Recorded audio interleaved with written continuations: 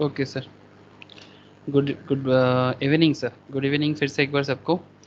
अच्छा, देखो आज हम लोग लॉ का जो क्लास है ना, सी सेट के लिए, सी एस एंट्रेंस का जो लॉ का पेपर है, लीगल एप्टीट्यूड का, उसमें एक टॉपिक है सर, ऐसे कॉन्स्टिट्यूशन हुआ था लास्ट क्लास में, मुझे याद है। ये जो लॉ का क्लास चल रहा है, कॉन्स्टिट्यूशंस का कुछ पार्ट अभी भी बाकी है, लेकिन मैं कॉन्स्टिट्यूशंस का सेकेंड पार्ट का और एक क्लास प्रोवाइड करूंगा सर। बट आज करना है सर लॉ ऑफ टॉट, ठीक है। कॉन्स्टिट्यूशंस का जो पार्ट बाकी है उसको कवर करेंगे, बट उससे पहले थोड़ा लॉ ऑफ टॉट को कर लेते हैं, ठीक है, ये कवर हो जाएगा। तो लॉ ऑफ टॉट क्या है, ठीक है, what is law of taught, ध्यान से सुनिएगा। ये काफ़ी न्यू लॉ है, मतलब लॉ का जो एरिया है ना, जैसे कि आप लोग कॉन्ट्रैक्ट एक्ट के बारे में बहुत ज़्यादा पढ़े हो, आप लोग कंपनी लॉ के बारे में भी काफ़ी डिटेल्स में स्टडी किए हो। तो जैसे कंपनी लॉ है, जैसे कॉन्ट्रैक्ट एक्ट है, वैसा ही एक एक्ट बनाया गया है sir, law of tort. But आप इसको कंपनी लॉ के साथ तो एकदम कंपेयर नहीं कर सकते, बट हाँ इसके साथ ना कभी कॉन्ट्रैक्ट का कंपेयर किया जाता है, कभी क्रिमिनल लॉ का कॉन्ट्रैक्ट कंपेयर किया जाता है। बट काफ़ी अलग है, काफ़ी अलग है, क्रिमिनल लॉ से भी अलग है और कॉन्ट्रैक्ट एक्ट से भी अलग है। मतलब ये थोड़ा सा क्या बताऊं सर, टॉर्ट का सिंपल मतलब क्या होता है जानते हो? रॉन्ग डूइंग्स, मतलब अगर हम किसी के साथ कुछ गलत करते हैं, एकदम सिंपल, मतलब जनरल लॉ है, बड़ा कॉमन लॉ है ये, ठीक है, बड़ा ही कॉमन है बात। अगर हम किसी के साथ कुछ भी बुरा करते हैं तो उसके लिए क्या लॉ मुझे कुछ कहता है उसके बारे में? मतलब सपोज मानो कि मैं किसी के साथ कुछ गलत किया, किसी को बिना कारण के थप्पड़ लगा दिया, ठीक है। तो अगर मैं ऐसा करता हूँ तो क्या लॉ के मतलब लॉ में कुछ ऐसा प्रोविजन है कि उसको इंसाफ मिले? सिंपल बात है, आप समझ रहे हो ना सर। बिना कारण का किसी के नाम पे पुलिस थाने में जाके केस कर दिया, उसको पुलिस लेके थाने पे चला गया, ठीक है, और उसको जेल में डाल दिया विदाउट एनी रीजंस, मतलब without proper proof, without proper allegations, कुछ नहीं है उसके अगेंस्ट में, बट फिर भी मैंने उसको जाके जेल में डाल दिया, उसके अगेंस्ट में झूठा आरोप लगा दिया, किसी का इज्जत के बारे में खराब बात कह दिया किसी को, ठीक है, किसी का बैड गुड बिजनेस का गुडविल खराब कर दिया, किसी को फालतू में चोर बोल दिया, मतलब जहां पर वो है नहीं ऐसा। आप बात समझ रहे हो सर? असॉल्टिंग, डिफेमेशन, आप लोग समझ रहे हो? मतलब टॉर्ट क्या है ना कि इसको टॉर्चर तो नहीं बोल सकते, ऐसे सुनने से ऐसे लगता है टॉर्चर, नहीं, इट्स नॉट टॉर्चर। ये एक्चुअली एक आपका रोमन वर्ड है टॉर्ट, ठीक है, फ्रेंच वर्ड है, वहां से इसको लाया गया है, ठीक है, Roman French, basically Roman word, मतलब वर्ल्ड में इसका यूज, मतलब ये वर्ड का ज़्यादा यूज माना जाता है। तो वहां से ही ये सब लॉ को बाद में यूज किया गया, इट्स फ्रेंच वर्ड बेसिकली, जिसको बाद में इंग्लिश वर्ड में रॉन्ग के साथ कंपेयर किया गया है। चलो सर एक एक करके बात को आगे बढ़ाते हैं।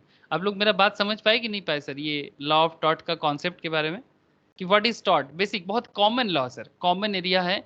हम लोग अपने नॉर्मल लाइफ में ये सब जो प्रॉब्लम के साथ फेस करते हैं, किसी के साथ कुछ खराब होता है, लेकिन हाँ लॉ ऑफ टॉट के अंदर ना एक चीज़ हमेशा होता है कि ठीक है कुछ गलत हो रहा है, इट्स ओके, बट उसके अगेंस्ट में कंपेंसेट किया जाएगा, ठीक है, तभी वो लॉ ऑफ टॉट के अंदर आएगा। अगर कंपेंसेशन नहीं मिलेगा, मतलब बदले में अगर मैं किसी के साथ या कोई किसी के साथ कुछ भी खराब करता है, तो क्या लॉ में कुछ प्रोविजन है कि उसको उसका इंसाफ दिला दे? तो उसका प्रोविजंस होना बहुत जरूरी है, तभी वो लॉ ऑफ टॉर्ट में आएगा, नहीं तो नहीं आएगा, ठीक है। समझ में आ रहा है कि नहीं? Hello? Yes, sir. Yes sir. चलो sir, law relating to torts, तो बेसिकली ये वर्ड टॉर्ट का मतलब पहले देख लेते हैं, आप लोगों को दिखाई दे रहा होगा। The word tort is a French equivalent English word wrong, ठीक है। The word tort is derive from the Latin word टॉर्टम, ठीक है, एक्चुअली लैटिन वर्ड टॉर्टम से आया है, लैटिन मतलब रोमन, ओके। लैटिन वर्ड और रोमन वर्ड में क्या है कि रोमन को ही लैटिन वर्ड बोलते हैं। एक्चुअली रोम में दो लैंग्वेज चलता था सर, आप लोग रोमन एम्पायर के बारे में सुने हो, तो वहाँ पर दो लैंग्वेज चलता था, इसलिए लॉ में इतना ज़्यादा रोमन लैंग्वेज का क्या काम है, मतलब लॉ में इतना ज़्यादा लातिन वर्ड बहुत ज़्यादा यूज़ किया जाता है। आज की क्लास में तो आप और भी बहुत ज़्यादा देखोगे, ठीक है।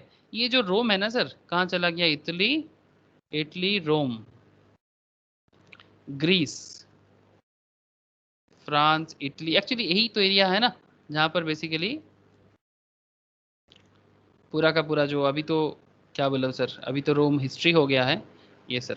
ये सब जो एरिया है ना, जो ग्रीस, इटली, फ्रांस, ये सब एक्चुअली रोम के अंदर आता था, ठीक है। तो ये रोमन एरिया में दो लैंग्वेज चलता था, एक ग्रीक का लैंग्वेज चलता था, और एक आपका लातिन चलता था। तो लातिन, स्पेशली जो लातिन था वो बेसिकली जो मतलब पार्लियामेंट्रियन या फिर जो प्रीमियर लोग थे सर, वो लोग यूज करते थे। इसीलिए उस टाइम पे जो लॉ इन लोग बनाया था वेस्टर्न कल्चर पे, मतलब पूरा वेस्टर्न नेशंस पे, लाइक यूरोपियन नेशंस पे, वही वाला रूल्स ज़्यादा फॉलो होने लगा रोमन कल्चर को फॉलो करके। और फिर उसके रिगार्डिंग यही वाला कॉन्सेप्ट हर तरह का लॉ में मॉडर्न हिस्ट्री में धीरे धीरे इनकलकेट हो गया। तो इसीलिए हम लोग हर जगह में ना सर रोमन वर्ड या लैटिन वर्ड सुनते हैं, ठीक है। तो या तो ग्रीक वर्ड या तो रोमन वर्ड, आप लोग दोनों देखना, इकोनॉमिक्स पढ़ने के टाइम पे ग्रीक और लॉ वगैरह पढ़ने के टाइम पे लैटिन, ये दोनों हम लोग ज़्यादा देख पाते हैं। तो ये बेसिक हिस्ट्री है, ठीक है। चलो सर, ज़्यादा हिस्ट्री में नहीं पढ़ते अभी। तो the word taught is derived from the Latin word टॉर्टम, the simply stated taught means wrong. Simple बात है, टॉट का मतलब क्या है? रॉन्ग, गलत, ओके। बट एवरी रॉन्ग और wrongful act is not a taught. मतलब एवरी रॉन्ग, हर तरह का गलत या गलत काम टॉट के अंदर नहीं आता। Taught is really kind of civil wrong, taught is really kind of civil wrong as oppose to criminal wrong. मतलब जैसे क्रिमिनल रॉन्ग में क्या है कि आपको सजा बहुत जल्दी मिल जाता है, ठीक है। अगर मतलब कोई क्रिमिनल गलती करता है ना, तो उसको तो बहुत बड़ा प्रॉब्लम में डाला जाता है सर। क्रिमिनल रॉन्ग का तो ज़्यादा मतलब उसमें कोई काइंडनेस नहीं है सर, क्रिमिनल गलती बहुत बड़ा गलती है।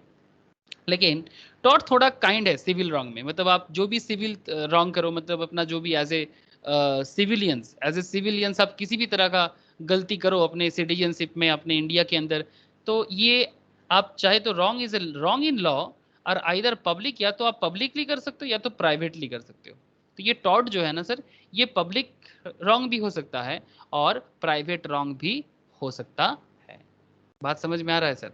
मतलब आप गवर्नमेंट के अगेंस्ट में कुछ कर रहे हो, आप किसी एक पब्लिक दूसरे पब्लिक के अगेंस्ट में कुछ खराब कर रहा है, any kind of wrong thing, वो आ जाता है सर टॉट के अंदर। समझ में आ रहा है ये सर? देखो, टॉट लॉ इन इंडिया, अगर थोड़ा सा आप हिस्ट्री देख ले, हिस्ट्री नहीं, ये भी वही डिटेल्स है बट थोड़ा जनरल नॉलेज के पर्पस में, the law taught law in India is relatively a new common law development supplemented by codifying statutes including statutes governing damages, ठीक है। इंक्लूडिंग मतलब अगर किसी के साथ कुछ भी खराब होता है तो उसका डैमेजेस भी देना पड़ेगा आपको।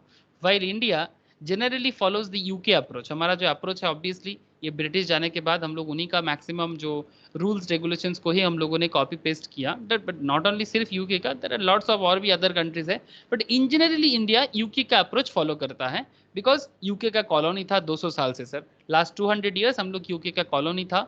तो फिर इसके लिए इनका कॉन्सेप्ट फॉलो होना एक इंडिया में करेंटली एक प्रैक्टिस हो गया है। धीरे धीरे बदल जाएगा सर, धीरे धीरे बदल जाएगा। किसी भी देश को चलाने के लिए उसका अपना नियम होना चाहिए सर। हर देश का अपना एक रूल्स होते हैं, हर देश का अपना सिस्टम होता है। दूसरे का कॉपी पेस्ट से हम लोग ज़्यादा डेवलप नहीं कर सकते, बट हाँ अगर किसी दूसरे का कोई अच्छा ही है तो वो ज़रूर लेना चाहिए। Okay sir. तो देयर आर सर्टेन डिफरेंसेस विच में indicate judicial activism, hence creating controversy. Tort is breach of some duty. Tort क्या हो गया sir? Breach of some duty independent of contract which has caused damage to the plaintiff. Plaintiff मतलब मतलब एक होता है प्लांटिव, मतलब जिसके साथ खराब होता है उसको बोलते हैं प्लांटिव, और जो अपने आप को जो गलत करता है उसको बोलते हैं डिफेंडेंट, है सर। जिसके साथ कोई खराब होता है वो कोर्ट में जाके बताता है कि मेरे साथ ये खराब है, वो उसको प्लांटिव बोलते हैं। आप समझ रहे ना? हाँ, प्लांटिव मतलब जिसके साथ किसी भी तरह का खराब होता है, रॉन्ग डूइंग होता है या टॉर्ट होता है, ठीक है। तो which has caused damage to the plaintiff give rise to civil cause of action and for which remedy is available. मतलब जिसके साथ भी खराब होगा उसके खराबी को ठीक करने के लिए कुछ रेमेडी भी अवेलेबल होना चाहिए लॉ में, ठीक है। If there is no remedy it can not be called a tort. अगर कोई रेमेडी नहीं है तो फिर उसको टॉर्ट नहीं बोलेंगे। The essence of tort is, tort का एसेंस क्या है? To give remedy to the person who has suffered injury. किसी के साथ कुछ भी खराब होता है, कुछ भी उसका वो इंजर्ड होता है किसी भी तरह से, इंजर्ड का बहुत सारा मतलब बताया गया सर, इंजर्ड का बहुत सारा मतलब बताया गया, ठीक है। इंजर्ड बहुत सारा कॉन्सेप्ट पे आप इंजर्ड हो सकते हो, मैं आपको बता रहा हूँ सर, यही सब तो डिटेल्स चर्चा करना है कि आपके साथ क्या क्या इंजरी आपके साथ आ सकता है, ठीक है। जैसे कि कैटेगरीज ऑफ असॉल्ट हो सकता है किसी के साथ, असॉल्ट मतलब किसी के अगेंस्ट में कोई खराब किसी का, मतलब इसको हम लोग बंगाली में बोलते हैं ना लांछन लगाना, लांछन समझते हो? मतलब इज्जत पे एक बात आना या फिर किसी पे अगेंस्ट में कोई खराब बात करना कि वो खराब है, वो something like that. Battery, battery मतलब किसी के साथ कोई फोर्सफुली किसी भी तरह का फोर्सफुली किसी के साथ कोई खराब काम करना, that is battery, false imprisonment, there are lots of, मतलब टॉर्ट का क्या बताओ sir, negligence, professional negligence, contributory negligence, defamations, economic tort, conspiracy, ठीक है, फ्रॉड करना, international influences, restraint of trade, किसी को बिजनेस करने से रोकना, लैंड टॉर्ट्स मतलब किसी के जमीन पे गलती से घुस जाना, ट्रेसपास जिसके अंदर आ रहा है, नुइसेंस, ठीक है, मतलब ये आसपास पे हमारे घर के अगल बगल में नुइसेंस का प्रॉब्लम होता है कि दूसरे का पेड़ हमारे घर के ऊपर आ जाता है, तो फिर हम क्या करें सर? समझ रहे हो? हेलो, एकदम नॉर्मल नॉर्मल बात नहीं लग रहा है कि जो हमारे साथ डेली लाइफ में होता है? Hello, yes sir. है ना? क्या रे काजल, नंदिनी, बोलो, टॉट का कॉन्सेप्ट समझ में आ रहा है? जो हमारे डेली लाइफ के साथ बड़ा कनेक्टेड नहीं लग रहा है आप लोगों को? Yes sir. हाँ, बहुत ज्यादा कनेक्टेड है। Even yes contract, sir. Even contract and company law से भी ज्यादा कनेक्टेड फील होगा आप लोगों को, बिकॉज ये बहुत ही नॉर्मल एरिया है, ठीक है?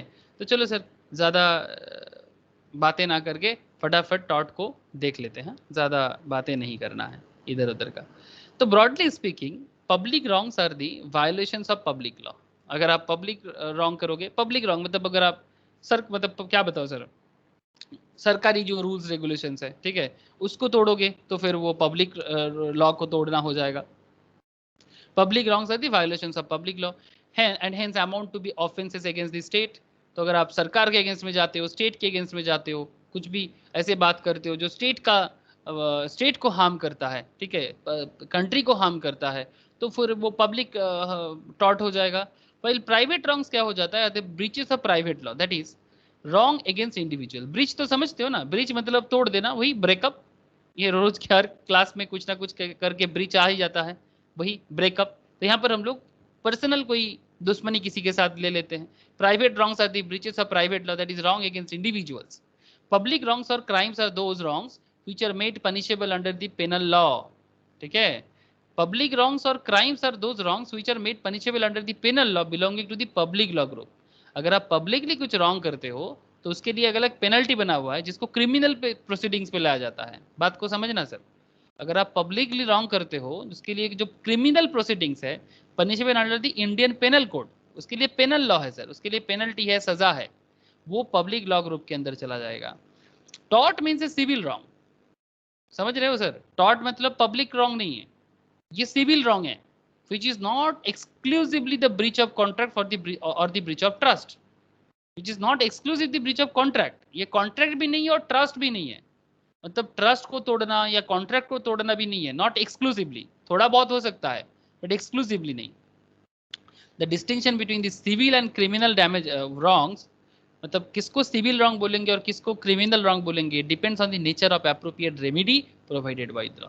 थोड़ा सा टफ होता है कि कौन सा बात को क्रिमिनल प्रोसीडिंग्स बोलेंगे और कौन सा बात को नॉन क्रिमिनल मतलब सिविल रॉन्ग बोलेंगे। इसमें बाइफरकेट करना थोड़ा मुश्किल हो सकता है, बट सर ये मतलब मुश्किल लॉ रिगार्डिंग हो सकता है, लेकिन अगर जनरल नॉलेज लगाओ तो वो इजीली समझा जा सकता है। से फॉर एग्जांपल सर, आप लोगों के घर में किसी का विलेजेस में गांव मतलब घर है सर, गांव साइड में, हाँ, अगर या फिर रिलेटिव्स का घर भी हो सकता है। अगर मानो कि आपका कि कहीं पर गांव साइड में घर है, मैं गांव का एग्जांपल इसलिए दे रहा हूँ बिकॉज गांव में इस तरह का प्रॉब्लम कभी कभी मैं देखता हूँ, शहर में भी अपना प्रॉब्लम है, उसका इश्यूज तो और भयंकर है।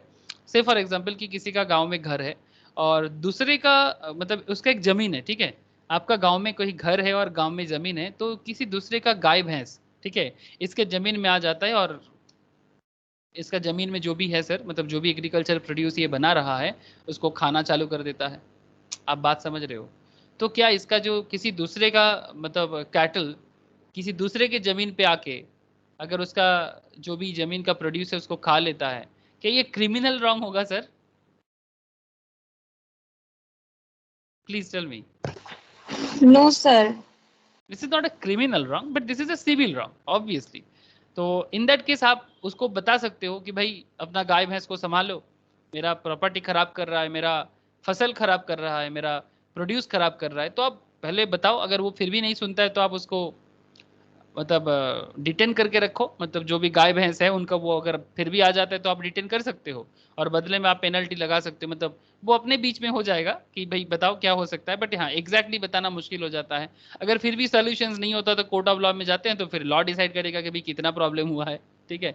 तो मुश्किल है, बट हाँ टॉर्ट का प्रॉब्लम का सोल्यूशंस कोर्ट में भी जाके हो सकता है और बिना कोर्ट के मतलब कोर्ट से बाहर मतलब सेल्फ हेल्प वे में भी हो सकता है। So very interesting sir, self help system पे भी इसका सोल्यूशंस निकाला जा सकता है, बट हाँ कोर्ट का प्रॉब्लम भी आ सकता है, मतलब कोर्ट के पास भी जाके सॉल्व कर सकते हैं। तो section 2 subsection M of the limitation act 1963 states tort means a civil wrong which is not exclusively a breach of contract or a breach of trust। याद रखिएगा सर, ना ही law of tort breach of contract है properly, और ना ही ये breach of trust है कि मेरा विश्वास तोड़ दिया, मेरा भरोसा तोड़ दिया, मेरे साथ कॉन्ट्रैक्ट करके मेरे साथ धोखा कर दिया। नहीं नहीं, ऐसा कुछ भी बात नहीं, प्रॉपरली नहीं है, ठीक है। बट हाँ बहुत तरह का प्रॉब्लम आ सकता है। साल्मोंड फेमस लॉ मतलब लॉ ये सर, बेसिकली इनको लॉ के लिए बहुत जाना जाते हैं, ठीक है। लॉ कॉमर्शियल मैटर पे बहुत ज़्यादा फेमस काम किया है इन्होंने।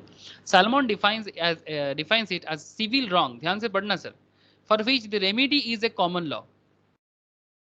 Civil wrong for which a remedy is a common law action for unliquidated damages, मतलब पता नहीं कि कितना डैमेजेस होगा, लिक्विडेड डैमेजेस नहीं होगा, वही बदले में होगा या फिर पता नहीं कि एग्जैक्टली क्या अमाउंट होगा, ठीक है, डैमेजेस जो क्लेम होगा। And which is not exclusively the breach of contract और द ब्रीच ऑफ ट्रस्ट और अदर मेयरली इक्विटेबल ऑब्लिगेशंस। मतलब सालमोंड भी एकदम उसी तरह बोल रहे हैं जिस तरह के लिमिटेशन एक्ट बता रहा है कि it's a civil wrong for which the remedy is commonly law action for unliquidated damages and which is not exclusively the breach of a contract और the breach of a trust और other merely equitable obligations. मतलब ये law of tort है। Fraser's कहता है describe it as an infringement. Infringement का क्या मतलब होता है सर? सर इन्फ्रिंजमेंट मतलब होता है ना वायोलेशन। इन्फ्रिंजमेंट का मतलब क्या होगा सर? इन्फ्रिंजमेंट का मतलब हो जाता है सर वायोलेशन। आप लोग वायोलेशन समझते हो ना, रूल तोड़ना। हाँ सर, वायोलेशन मतलब क्या हो जाएगा? रूल तोड़ना, ठीक है। तो describe it as an infringement of a right, किसी का अधिकार छीन लेना या तोड़ देना। इन रेम, रेम मतलब पब्लिकली, इन रेम मतलब publicly of a private individual. Publicly of a private individual मतलब आप पब्लिकली किसी प्राइवेट इंडिविजुअल के साथ किसी भी तरह का खराब करते हो। Giving a right of compensation, तो फिर इस पे कंपेंसेशन अराइज करता है at the shoot of the injured party. अब जिसके साथ खराब करते हो वो आपसे कंपेंसेशन डैमेज क्लेम कर सकता है। वही अब रास्ते में बिना किसी कारण की किसी को जाके धक्का लगा दिया, किसी को बेवजह किसी को बंदूक दिखा के धमका रहे हो, ठीक है, कुछ भी हो सकता है। एक्चुअली यही सब टॉर्ट के अंदर आता है, बिना बेवजह, ठीक है, किसी को बेवजह गाली देते हो, समझ रहे हो सर? अगर आप किसी को रास्ते में विदाउट एनी रीजन किसी को गाली देते हो तो फिर आपका रास्ते में मार्केट में इज्जत खराब होगा कि नहीं होगा? अगर कोई आपको रास्ते में विदाउट एनी रीजन, आप रास्ते में जा रहे हो और फालतू में कुछ ना कुछ आपके नाम पे बोले जा रहे हैं, तो एक तो आपके ऊपर लांछन भी आ रहा है, मतलब आपके अगेंस्ट में एक खराब बात भी हो रहा है, और दूसरा आपका गुडविल भी खराब हो रहा है। आप समझ पा रहे हो कि नहीं पा रहे हो? हेलो? Yes, sir. तो वही सब बात तो बोल रहा है। Winfield says tortious liability arises, मतलब टॉर्ट करने के बाद जो लाइबिलिटी क्रिएट होता है, tortious liability arises from the breach of duty. आपका जो ड्यूटी है अगर आप वो नहीं करते हो तो फिर लाइबिलिटी आएगा। Primarily fixed by law, primarily इसको लॉ ही फिक्स करते हैं। This duty is towards person generally and its breach is redressable by an action for unliquidated damages. मतलब कोई लिक्विडेटेड डैमेजेस तो प्रॉपर्ली नहीं हो सकता। जैसे कॉन्ट्रैक्ट में क्या होता है ना कि भाई इतने का कॉन्ट्रैक्ट हुआ था, अरे कॉन्ट्रैक्ट में हम लोग नहीं पढ़े, आप लोग तो कॉन्ट्रैक्ट बहुत ज़्यादा अच्छे से जानते हो। कॉन्ट्रैक्ट में हम लोग क्या पढ़ते थे कि किसी के साथ अगर आपका 5,000 का कॉन्ट्रैक्ट हुआ है, हाँ सर, किसी के साथ आपका कॉन्ट्रैक्ट हुआ है करीब 5,000 अमाउंट का, तो जब आपको वो 5,000 का अमाउंट नहीं देता, आपने पे किया, तो फिर डैमेज के हिसाब से हम हिसाब कर सकते हैं ना कि भाई मेरा इतने का लॉस हुआ है, तो उसको लिक्विडेट कर सकते हैं। बट टॉर्ट में एग्जैक्टली कितना मतलब डैमेजेस क्लेम करेंगे, इसको प्रॉपरली बोलना बहुत मुश्किल हो जाता है। यस और नो सर? बात समझ में आ रहा है?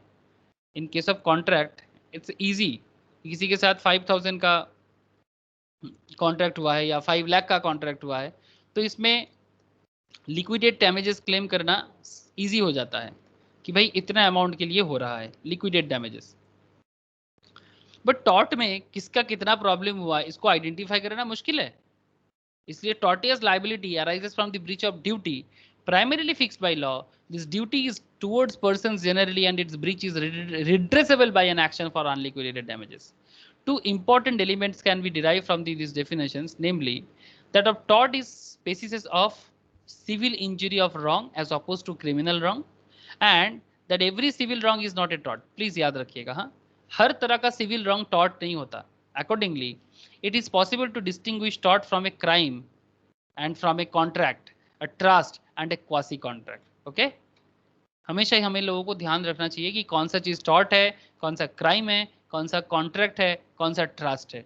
टॉर्ट के साथ क्राइम का डिफरेंस हमें समझना चाहिए, टॉर्ट के साथ कॉन्ट्रैक्ट समझना चाहिए, टॉर्ट के साथ ट्रस्ट या क्वासी कॉन्ट्रैक्ट. क्वासी कॉन्ट्रैक्ट याद है सर आप लोगों को? क्वासी कॉन्ट्रैक्ट क्या है?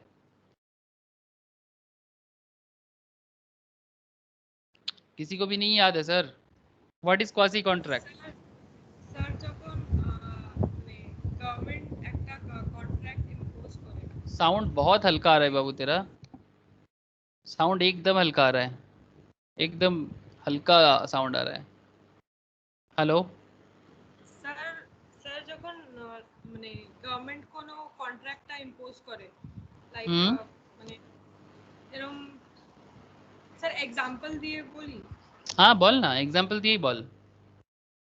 স্যার যেরকম মানে কোনো লোক মানে কোনো কোনো একটা লোক একটা কোনো জিনিস পেলো রাস্তায়, সো Okay. ওর একটা রেসপন্সিবিলিটি হয় कि वो মানে इसका ओनर खोज के उसको रिटर्न करेगा, so that is very a good. वासी पार्ट। वासी मतलब basically finder of the goods, है ना?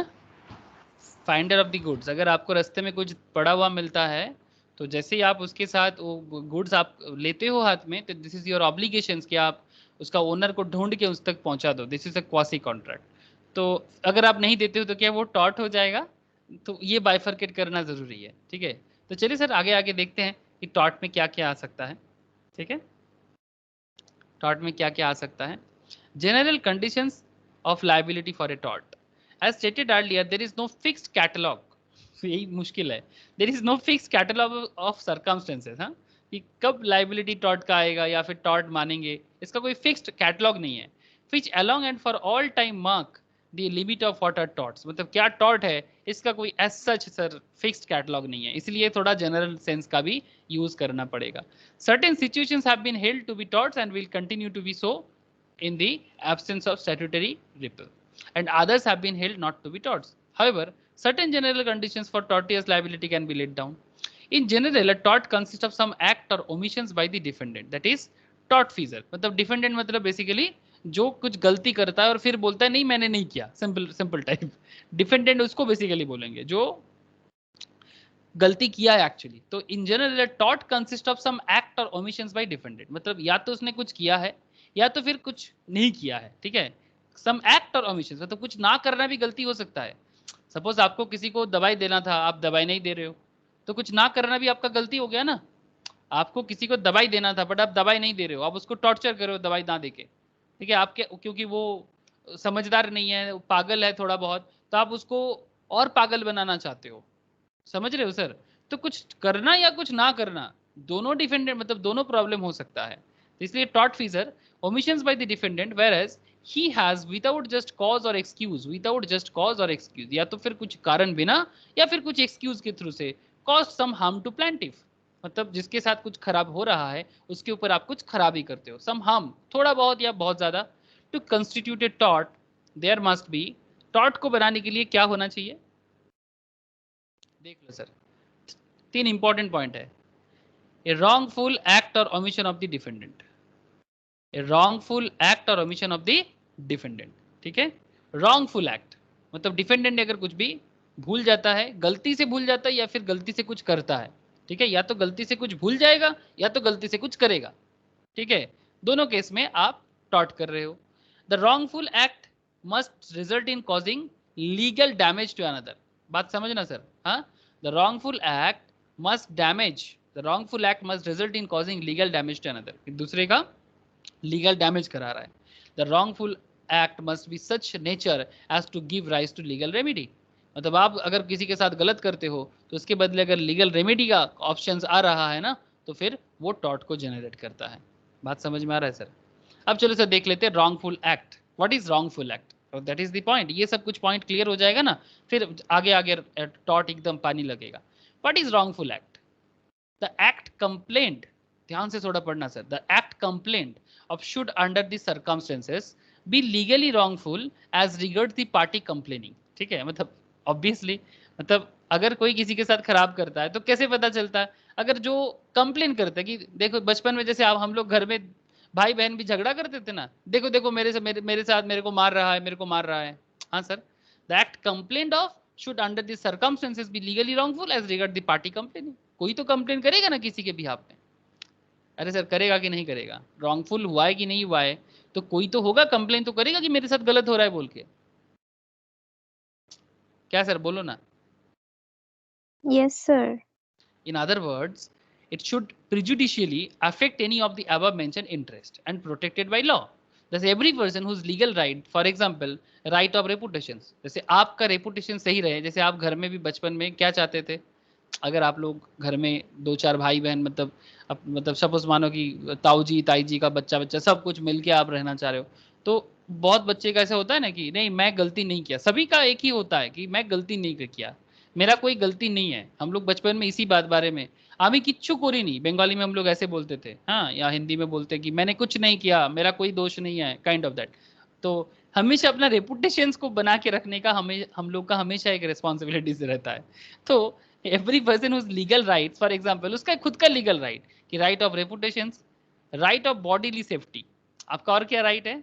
आप अपना रेपुटेशंस कभी खराब नहीं होने दोगे, आप अपने बॉडी को कभी हार्म नहीं होने दोगे, एंड फ्रीडम, आप हमेशा फ्री रहोगे, फ्रीडम रहेगा आपका। ठीक है, तो ये आपका राइट है, लीगल राइट है। एंड राइट टू प्रॉपर्टी, जो प्रॉपर्टी भी आपका, मतलब अगर आप जिस घर में जन्म लेते हो उस प्रॉपर्टी का हक, या फिर अगर आपका कोई भी चीज आपका है, ठीक है, तो वो उसमें आपका हक है, वो कोई छीन नहीं सकता।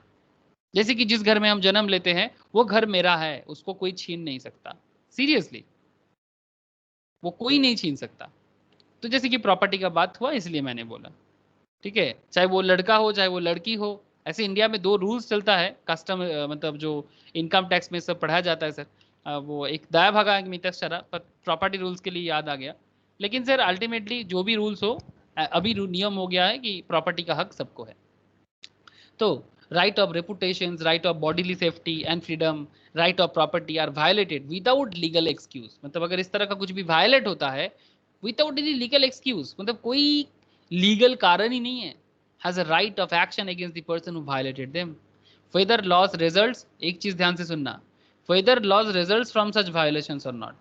मतलब अगर कोई किसी का संपत्ति खराब करना चाहता है, अगर कोई किसी का मतलब फ्रीडम छीनना चाहता है, अगर कोई किसी का प्रॉपर्टी खराब करना मतलब छीन लेना चाहता है, अगर कोई किसी का फ्रीडम छीन लेता है, मतलब ना उसको बोलने देता है, ना उसको खाने देता है, सोने देता है, मतलब कोई आज़ादी नहीं है, हमेशा दबा के रखना। ये इंडिविजुअल में भी होता है सर।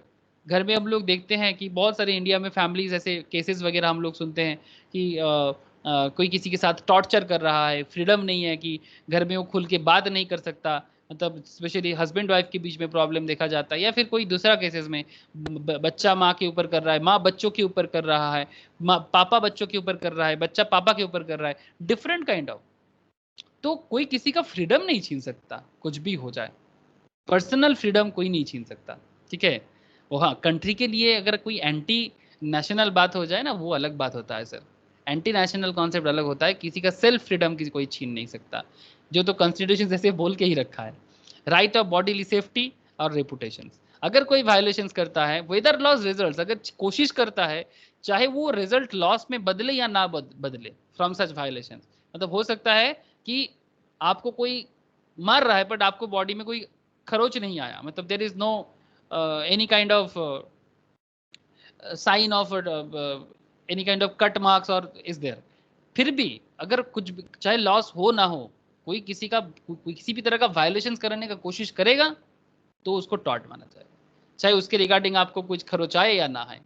प्रॉपर्टी आपसे लेने का कोशिश किया गया, चाहे प्रॉपर्टी आपसे छीन लिया या नहीं लिया, अगर प्रूव कर पाते हो कि नहीं वो छीन लेने का कोशिश कर रहा है, अगर आपका रेपुटेशन पे दाग लग रहा है, अगर आप वो रेपुटेशन सच में गया या नहीं गया, फिर भी उसको रॉन्गफुल एक्ट बोलेंगे।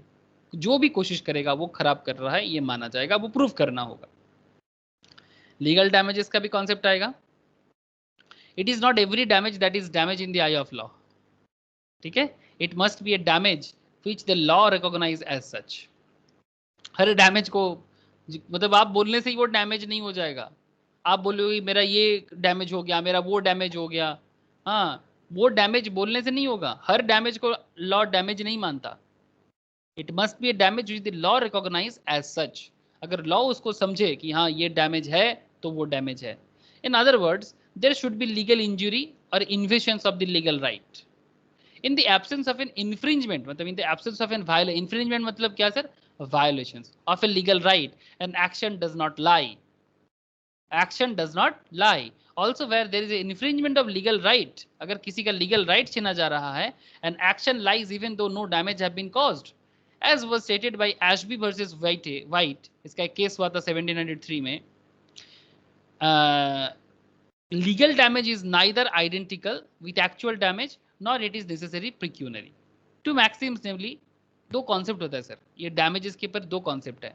एक डैमनम सीने इंजुरिया, ध्यान से सुनना सर, डैमनम, डैमनम मतलब डैमेज, ओके, लैटिन वर्ड है सर, ठीक है। डैमनम सीने इंजुरिया एंड इंजुरिया सीने डैमनम, बात समझ में आ रहा है sir?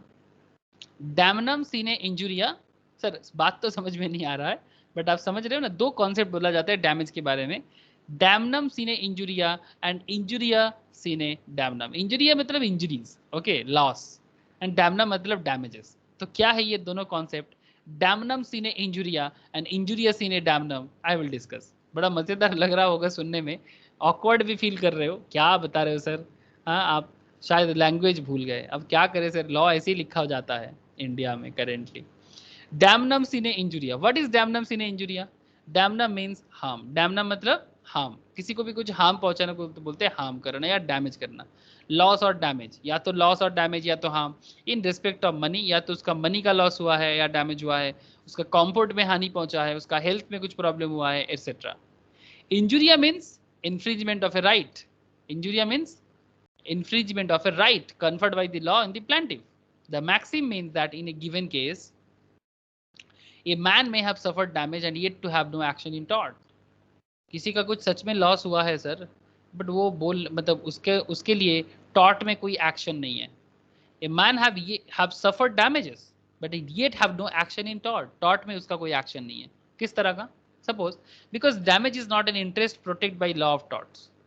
Damage is not to an interest protected by the law of torts. आपका डैमेज प्रोटेक्ट करने का काम टॉर्ट नहीं करता sir, therefore causing damage however substantial to another person is not actionable in law unless there is also a violation of legal right to the plaintiff. जब तक legal right violate नहीं होता तब तक आप उसको डैमेज नहीं दे सकते। जैसे कि कॉमन एग्जांपल लेते हैं, ध्यान से सुनना।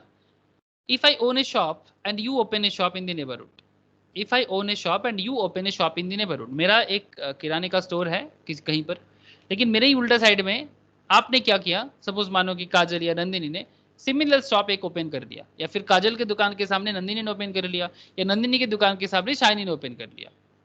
तो क्या होगा सर, सिमिलर। सपोज मानो कि कॉस्मेटिक का शॉप है या फिर ग्रोसरी शॉप है, जो भी शॉप आपको पसंद है, गारमेंट्स का शॉप है, तो अगर काजल के दुकान के सामने नंदिनी शॉप ओपन करता है तो क्या काजल थोड़ा तो लॉस खाएगा सर, क्या लगता है? हाँ सर, एक दुकान के सामने अगर दूसरा सेम सिमिलर काइंड ऑफ दुकान ओपन हो जाए तो दूसरा दुकानदार जो न्यूली कर रहा है और जो पहले से था उसका लॉस होगा कि नहीं होगा? Yes sir. प्रॉफिट तो फॉल करेगा, क्योंकि जब आपके दुकान में पहले बहुत ज़्यादा भीड़ होता था, जैसे काजल के दुकान में बहुत ज़्यादा भीड़ होता था, कस्टमर्स बहुत लाइन लगाते थे, अब कस्टमर्स का लाइन तो बंद हो जाएगा। यस और नो? कॉम्पिटिटर जो आ गया, यस सर। है ना, तो as a result of which I lost some customers and my profits fall off, तो प्रॉफिट तो थोड़ा जाएगा। I can not sue for you for this loss. क्या इसके लिए काजल नंदिनी को केस सू कर सकता है? हाँ, क्या इसके लिए काजल नंदिनी को केस कर सकता है कि नंदिनी तुम क्यों दुकान मेरे ओपन किया मेरे दुकान के सामने? No sir. नहीं कर सकते। तो ये भी, लेकिन ये इसको क्या बोलेंगे सर? इसको बोलेंगे डैमनम सिने इंजुरिया। आपने किया जानबूझ के ही, बट इसके लिए क्या लीगल डैमेजेस है सर? इसके ऊपर कुछ भी प्रूव करना मुश्किल है। तो इसीलिए यहां पर बोला था ये man have suffered damages but yet have no action in tort. Damage तो होता है बट टॉर्ट में कोई इसका एक्शन नहीं है, ठीक है, because you are exercising your legal right. तो ग्लूसेस्टर ग्रामर स्कूल केस था ये, ठीक है, फेमस केस था 1410 का, बहुत पुराना केस है। Injuria sine damnum, injuria sine damnum, अब डैमनम सिने इंजुरिया नहीं, इंजुरियस सिने डैमनम। इसमें क्या होता है? It means injury without damage. Damage ही नहीं हुआ लेकिन इंजरी हो गया। सर क्या बोल रहे हो? डैमेज नहीं हुआ लेकिन इंजरी हो गया? हाँ सर हो सकता है ना। कैसे? हाँ कैसे sir? Where there is no damage resulted yet, it is an injury. No damage resulted yet, it is an injury or wrong in tort. That is where there is an infringement of legal right, not resulting in harm, but plaintiff can still sue in tort. कुछ भी harm नहीं हुआ, कुछ भी damage नहीं हुआ, फिर भी वो tort हो सकता है। कैसे? Some rights or interests are so important that their violation is an actionable tort without proof of damage. Thus, when there is an invasion of an absolute private right of an individual, there is an injuria and the plaintiff's action will succeed even if there is no damnum या damnum or damages.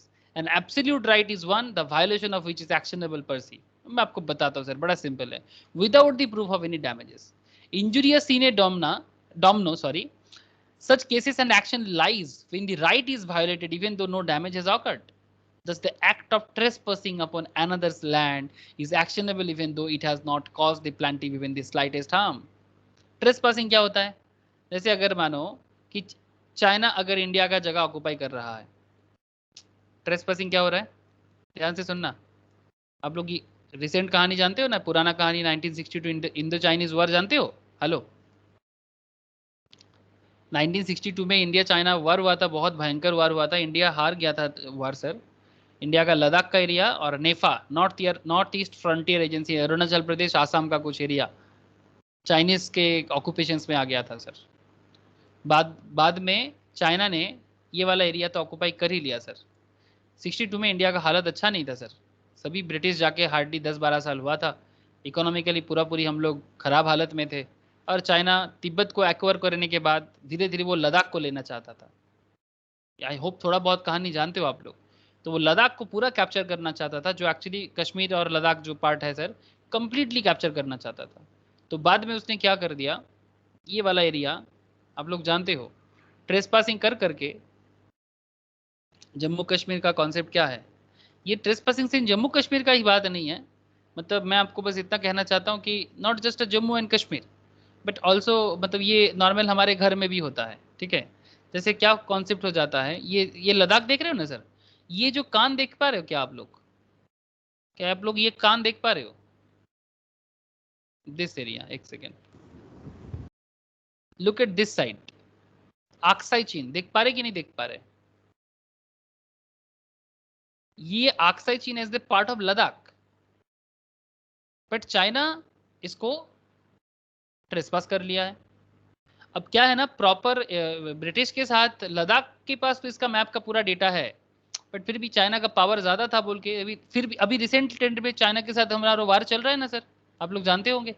Recently हमारे साथ China का फिर से वार चल रहा है, और ये वार चल रहा है यहाँ पर, ये पैंगोंग सो लेक है, ये पैंगोंग लेक के पास को लेके, ये जो बॉर्डर एरिया है ना, चाइना धीरे धीरे ये लेक के पास आना चाहता है, पूरा लद्दाख लेना चाहता है वो।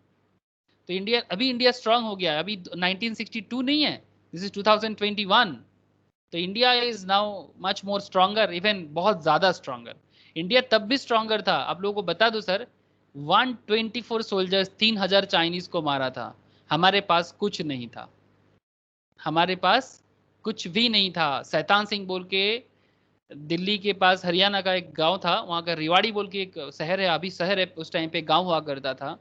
उस गांव का 13 सोल्जर्स था, रिवाड़ी गांव का, ठीक है, वो आपका हरियाणा में आता है, दिल्ली गुड़गांव बॉर्डर के पास रिवाड़ी, वहाँ का 13 सोल्जर्स था, और बाकी दूसरा एरिया का था। वो पूरा गांव का 13 से करीब 9 सोल्जर्स पूरा का पूरा मारा गया था। 124 सोल्जर्स कोई बचा नहीं था एग्जैक्टली, बट 2-3 बच गया था, उनको एक्चुअली वो लोग खबर देने के लिए वापस आ गया था, बिकॉज कोई तो बताएगा कि भाई क्या हुआ है। तो ये इस एरिया में, ये लाइन ऑफ एक्चुअल कंट्रोल में बहुत ऊंचाई में लड़ाई लड़ा गया था सर, रेजांगला वॉर के नाम से जाना जाता है। ये ट्रेसपासिंग, ये चाइनीज आके चुपचाप अपना जगह ले रहा है, एक एक पहाड़ी दखल ले रहा है, एक एक हिमालय पे अपना कंट्रोल ले रहा है। उसके बाद ये कंट्रोल, ये LAC बनाया कैसे, लाइन ऑफ एक्चुअल कंट्रोल। इसके ऊपर इस पार का चाइना का, इस पार का इंडिया का। एक्चुअली ये पूरा कहानी इंडिया का है, ये इंडिया क्लेम करता है, एक्चुअली इंडिया का है ही ये। तिब्बत का पार्ट भी मानता, लद्दाख का पार्ट है ये, बट चाइना नहीं देना चाहता। तो अगर देखो, कोई अगर चुपचाप आके अपने लैंड पे घुसता है तो उसको क्या बोलेंगे, वो ट्रेस पास कर रहा है, वो कोई हानि नहीं पहुंचा रहा है लैंड पे। बट अगर बाद में एक्वाइज कर दिया तो, आप लोग बात समझ रहे हो, ट्रेस पासिंग। सिमिलरली ये जैसे चाइना और इंडिया का केस है, ये आपके घर के बगल में आपके पड़ोसी भी कर सकता है क्या सर, कर सकता है कि नहीं कर सकता? करता भी तो है ना, क्या रे, करता है कि नहीं है? Yes, sir. समझ में आ रहा है ना? थोड़ा सा मैं थोड़ा ज़्यादा बड़ा एग्जाम्पल दे दिया, but easy to understand sir, बड़ा इजी है। तो इंजुरिया सीने डोमना या damnum over covers such cases and the action lies when the right is violated even though no damage has occurred. Damage कुछ नहीं हुआ है, बट कोई आपके लैंड पे ट्रेस पासिंग कर दिया। That's the act of trespassing upon another's land is actionable even though it has not caused the plaintiff even the slightest harm. किसी को कुछ नहीं किया, लेकिन आपके जमीन पे अगर बिना कारण का पैर रखता है प्रॉपर्टी पे, that is called trace passing. अगर आपकी प्रॉपर्टी पे, आपके लैंड पे अगर कोई बिना कारण का आके बैठ जाता है ना, तो वो भी लॉ ऑफ टॉर्ट है सर, विदाउट डैमेज के साथ भी। डैमेज नहीं कर रहा है, विदाउट प्रूफ ऑफ डैमेज। क्या किया, कुछ भी नहीं किया, फिर भी आप उस पर लॉ ऑफ टॉर्ट डाल सकते हो और उसको हटा सकते हो अपने जमीन से। मैं रेमेडीज में बाद में आता हूँ सर, रेमेडीज का पूरा डेटा है सर, रेमेडीज बड़ा इंटरेस्टिंग है। अभी तो सर जान रहे सर टॉर्ट क्या है। साइनी, काजल बोलो, नंदिनी समझ में आ रहा है? इंजुरिया सीने डैमनम एंड डैमनम सीने इंजुरिया, ये दोनों केसेस क्लियर है? डैमनम Yes, सीने sir. इंजुरिया पे, डैमनम सीने इंजुरिया पे क्या हुआ था कि आपका लॉस तो हो रहा है, बट आप क्लेम नहीं कर सकते बिकॉज लीगल, आप अपने लीगल राइट के साथ हो, ठीक है, वो भी अपना लीगल राइट के साथ है। और इंजुरिया सीने डैमनम में कोई डैमेज या लॉस नहीं हो रहा है, फिर भी आप उसको लॉ ऑफ टॉर्ट में डाल सकते हो, बिकॉज कोई विदाउट एनी परमिशन आपकी प्रॉपर्टी में आ रहा है, आपका प्रॉपर्टी या आपके लैंड पे पैर रख रहा है। जैसे कि चाइना इंडिया के प्रॉपर्टी को छीन के रखा है, not only China, Pakistan is also there. ये देखो सर, देख सकते हो, ये वाला, ये भी तो कश्मीरी है। फिर भी तो रिसेंटली इंडिया कश्मीर पे पूरा 370 लगाया। अब जस्ट बिकॉज ऑफ धर्म के आधार पे कोई भी जगह को चेंज कर लेगा। Kashmir thousand back years back चले जाओ sir, Kashmir is always part of India. Kashmir is always part of India. इसको लेके कोई डिस्प्यूट होना ही नहीं चाहिए था। ये रिलीजियस के बेसिस पे ना पूरा देश को इधर उधर कर दिया। आप लोग बात को कितना समझते हो आई डोंट नो। मतलब क्या है ना कि कोई भी जगह में अगर मुस्लिम पॉपुलेशन ज्यादा हो जाएगा तो क्या उसको इंडिया के बाहर कर देंगे? अरे ठीक है, आप 600-700 साल पहले मुस्लिम इन्वेशन हुआ था, वो लोग आके हम लोगों के ऊपर शासन किया था, चलो मान लेते हैं हमारा ही दोष है कि हम लोग किसी दूसरे को घुसने क्यों दिए थे। बट प्रॉब्लम ये नहीं है कि पर बाद में ब्रिटिश जाने के बाद, जब ब्रिटिश जा रहा था उस टाइम पे जस्ट मुस्लिम मेजोरिटी यानी हिंदू मेजोरिटी की बेसिस में आपने डिस्ट्रीब्यूट किया, वो बहुत गलत था। और आज कश्मीर इंडिया का पार्ट है बिकॉज कश्मीर हमेशा इंडिया का, इवन कश्मीर के आज का पाकिस्तान भी इंडिया का पार्ट था। चलो पाकिस्तान को छोड़ देते हैं, उसको तो सेटलमेंट किया गया है, बट कश्मीर के रिगार्डिंग कोई सेटलमेंट नहीं था। कश्मीर इंडिया का पार्ट था, जस्ट बिकॉज यहाँ मुस्लिम पॉपुलेशन ज्यादा है इसके लिए आप इसको इंडिया का पार्ट नहीं मानोगे, ऐसे थोड़ी ना था।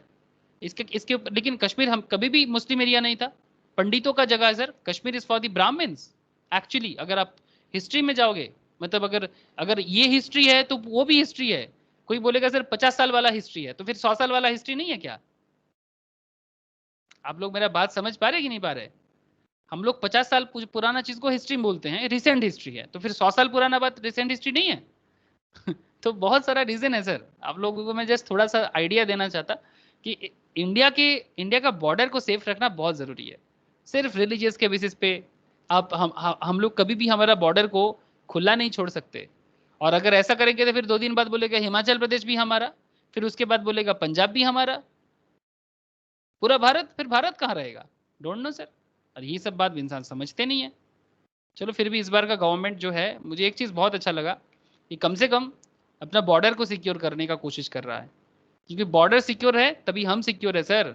अगर बॉर्डर सिक्योर नहीं है ना, जैसे ब्रिटिश का चमचा बन के रहे थे 200 साल, मैं आपको बताता हूँ, अगर थोड़ा खुला छोड़ देंगे ना, मतलब कुछ भी प्रोटेक्शन नहीं लगाएंगे, फिर चाइनीज का चमचा बन के रह जाएंगे, आएगा और लूटेगा। विवेकानंद बोल के गया था, ब्रिटिश जाएगा और इंडिया चाइना से अटैक करेगा, और पहला अटैक तो हम लोग हार गए थे, और उसके बाद इवन नेफा अरुणाचल प्रदेश को भी काफी एरिया लेके रखा है।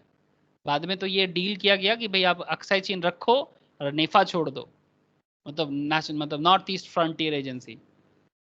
सर एक इसके ऊपर एक रिसेंट मूवी ये निकला है, ये तो काफ़ी पुराना स्टोरी है मैं आपको बता रहा हूँ, बट एक रिसेंट वेब सीरीज निकला है, the 1962 war in the hills, Abhay Deol का है, हॉटस्टार में अवेलेबल है, हो सके तो देखना सर आप लोग, आपको समझ में आएगा कि कितना मेहनत करके एक देश को बनाया जाता है और क्या भूल से ये प्रॉब्लम बढ़ जाता है।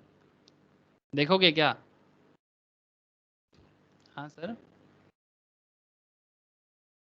देखोगे? ये सर नो?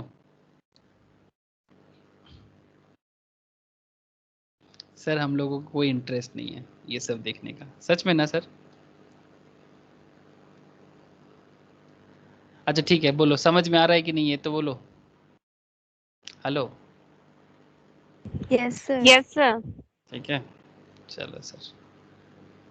मैं एक्चुअली आप लोगों को ट्रेस पासिंग करके क्या बड़ा बड़ा प्रॉब्लम हो जाता है, उस प्रॉब्लम का इंपॉर्टेंट समझाने के लिए एक्चुअली ये सब एग्जांपल्स मुझे देना पड़ता है, ताकि आप लोग भूलो नहीं कभी, और कुछ नहीं, मेरा एक ही इरादा रहता है। अब मुझे पता है आप लोग सोचोगे सर पॉलिटिक्स के बारे में आप बोल देते हो, नहीं sir, this is not politics, this is about the country. अब कंट्री के बारे में बोलना अगर पॉलिटिक्स है तो फिर पॉलिटिक्स क्या है? चलो sir, legal remedy. The third conditions of liability for a tort is legal remedy. This means that to constitute a tort, the wrongful act must come under the law. The main remedy for a tort is an action for unliquidated damages. Although some other remedies, for example, injunction, मतलब कभी कभी unliquidated damages तो रहता ही है, injunction भी लग सकता है, मतलब रोक देना, मतलब किसी का, सपोज मानो आपके बिल्डिंग के सामने कोई एकदम आपके बिल्डिंग को सटा के कोई बिल्डिंग बना रहा है, आप बात को समझना, आपके घर के एकदम सटा के कोई बिल्डिंग बना रहा है और आपका जो विंडो है वो बंद, वो भी आप नहीं लगा सकते। आप बात समझे कि नहीं समझे? सपोज आपका बिल्डिंग ऐसा बन रहा है, तो ऑलरेडी बना हुआ था, और आपकी बिल्डिंग को सटा के एकदम जस्ट आपकी बिल्डिंग के क्लोजली एकदम कोई दूसरा इस तरह से आपके बिल्डिंग के ऊपर ऐसे बिल्डिंग लगा रहा है, और सपोज मानो कि आपका यहाँ पर विंडो था, इन दिस पार्ट आपका विंडो था, तो आपके यहाँ पर तो ऐसे तो रूल है सर, 6 फीट का मिनिमम गैप होना चाहिए, तो आप इनको मना कर रहे थे पर ये सुन नहीं रहा था, तो आप जाके इंजंक्शन लगा सकते हो। क्या लगा सकते हो सर? इंजंक्शन, मतलब रोक टोक लगा सकते हो, ठीक है। तो जैसे कि लीगल अनलिक्विडेटेड डैमेजेस तो क्लेम कर ही सकते हैं, उसके साथ साथ हम लोग क्या कर सकते हैं सर? इंजंक्शन लगा सकते हैं। There may be a obtained in addition to damages, specific restitutions may be claimed in actions for the detention of a chattel. Chattel मतलब सर वही movable goods या movable car types का, ठीक है। अगर किसी भी तरह का ऐसे आप डिटेन करके रख सकते हो, मतलब दूसरे का प्रोडक्ट आपके पास आ जाए, जैसे कि किसी का गाय भैंस, बोल रहा था ना स्टार्टिंग में, किसी का कैटल्स है वो आपके जमीन पे आके खा लेता है, सबका आपका लॉस करता है, तो आप डिटेन कर सकते हो। चैटल का मतलब होता है कि जो मूवेबल गुड्स होता है या फिर मूवेबल प्रोडक्ट्स होता है या मूवेबल कार होता है या मूवेबल जैसे कि एनिमल्स वगैरह किसी का पालतू, वो सब आ जाता है चैटल में, ठीक है। Self help is a remedy, मतलब अगर कोई अपना हेल्प खुद ही करता है टॉर्ट में तो वो कर सकता है। Self help is a remedy of which the injured party can avail himself without going to a court of law. आप कोर्ट ऑफ लॉ में बिना जाके भी अपना प्रॉब्लम को सॉल्व कर सकते हो without any doing any kind of harm. हाँ, किसी के साथ कोई खराबी नहीं करना है। It does not apply to all torts, हर टॉर्ट्स में नहीं है। And perhaps the best example of this to which it does not apply trespass to land. Obviously कोई अगर ट्रेसपास करेगा तो फिर आप क्या करोगे सर? तब तो बहुत बड़ा लड़ाई हो जाएगा, बट हाँ कोशिश तो करेंगे। तो for example if finds a drunken stranger in his room, suppose मानो कोई दारू पी के आपके रूम पे आके बैठ गया, कोई पता नहीं वो दारू पी के घर में ला घुस गया, who has no business to be there and is thus a trespass, and he is entitled to get rid of him if possible without force, but if that be not possible with such force as the circumstances of the case may warrant। जरूरत पड़ने से थोड़ा धक्का लगाना पड़ेगा, पहले समझा के काम करना पड़ेगा, अगर समझा के काम नहीं बनेगा तो फिर थोड़ा धक्का लगा के थोड़ा मार डाल के निकालना पड़ेगा। हाँ, उसको थोड़ी ना जान से थोड़ी ना मारेंगे, थोड़ा बहुत जितना जरूरी है। तो सेल्फ हेल्प का रेमेडी है टॉर्ट में, कोर्ट में जाने से पहले हम कर सकते हैं। क्लियर है सर? बोलो। Yes, sir. Masonry, what is masonry? How far a guilty mind of person is required for liability of tort. मतलब कितना दूर तक मानेंगे कि कोई टॉर्ट गिल्टी है? मतलब ज्यादा गिल्टी तो क्राइम हो जाएगा ना सर, ज्यादा गिल्टी तो क्राइम का पार्ट हो जाएगा। तो टॉर्ट और क्राइम में एक फर्क दिया है मेंसरी के थ्रू से। Difference between tort and crime, what is the difference? Tort क्या है? इन्फ्रिंजमेंट ऑफ प्राइवेट और सिविल राइट्स ऑफ इंडिविजुअल। अगर आप किसी सिविल राइट्स या इंडिविजुअल राइट्स को वायोलेट करते हो, ठीक है, किसी इंडिविजुअल का हक छीनते हो या फिर इंडिविजुअल का सिविल राइट्स छीनते हो, दैट इज टॉर्ट। ऑब्जेक्ट क्या है टॉर्ट, लॉ ऑफ टॉर्ट का? To compensate to the plaintiff, मतलब जिसके साथ कुछ भी खराबी होता है, जिसका सिविल राइट या इंडिविजुअल राइट छीना जाता है, उसको उसका जो भी लॉस होता है उसको कंपेंसेट करना, ये लॉ ऑफ टॉर्ट का मेन पर्पस है। क्राइम क्या होता है? क्राइम क्या होता है? Breach of public rights. Crime में क्या होता है sir? Breach of public rights. यहाँ पर पब्लिक राइट जो होता है ना सर, ये छीना जाता है। मतलब आप पब्लिकली बहुत बड़ा गलती करते हो which affect the whole community, जो पूरा कम्युनिटी को खराब करता है। Objective is to punish the accused if convicted. और हम लोग क्या करते हैं, अगर कोई पब्लिक राइट को खराब करता है, से फॉर एग्जांपल अगर कोई विक्टोरिया को सेल करने का बात करेगा, विक्टोरिया एक पब्लिक प्रॉपर्टी है, और कोई विक्टोरिया को सेल करके निकल जाएगा, लाइक बंटी बबली जैसे ताजमहल बेचा था, विक्टोरिया को भी सेल करने का मूवीज में दिखाया गया था, एक बंगाली मूवीज, मुझे नाम याद नहीं आ रहा है अभी, ठीक है। तो ऐसे मूवीज में भी दिखाया था और ऐसे रियल केसेस भी हुआ था, वो बंटी बबली का रियल केस था, ठीक है, जो ताजमहल को सेल किया था एक फॉरेनर को, ठीक है। तो एक्चुअली वो कर ही नहीं सकता।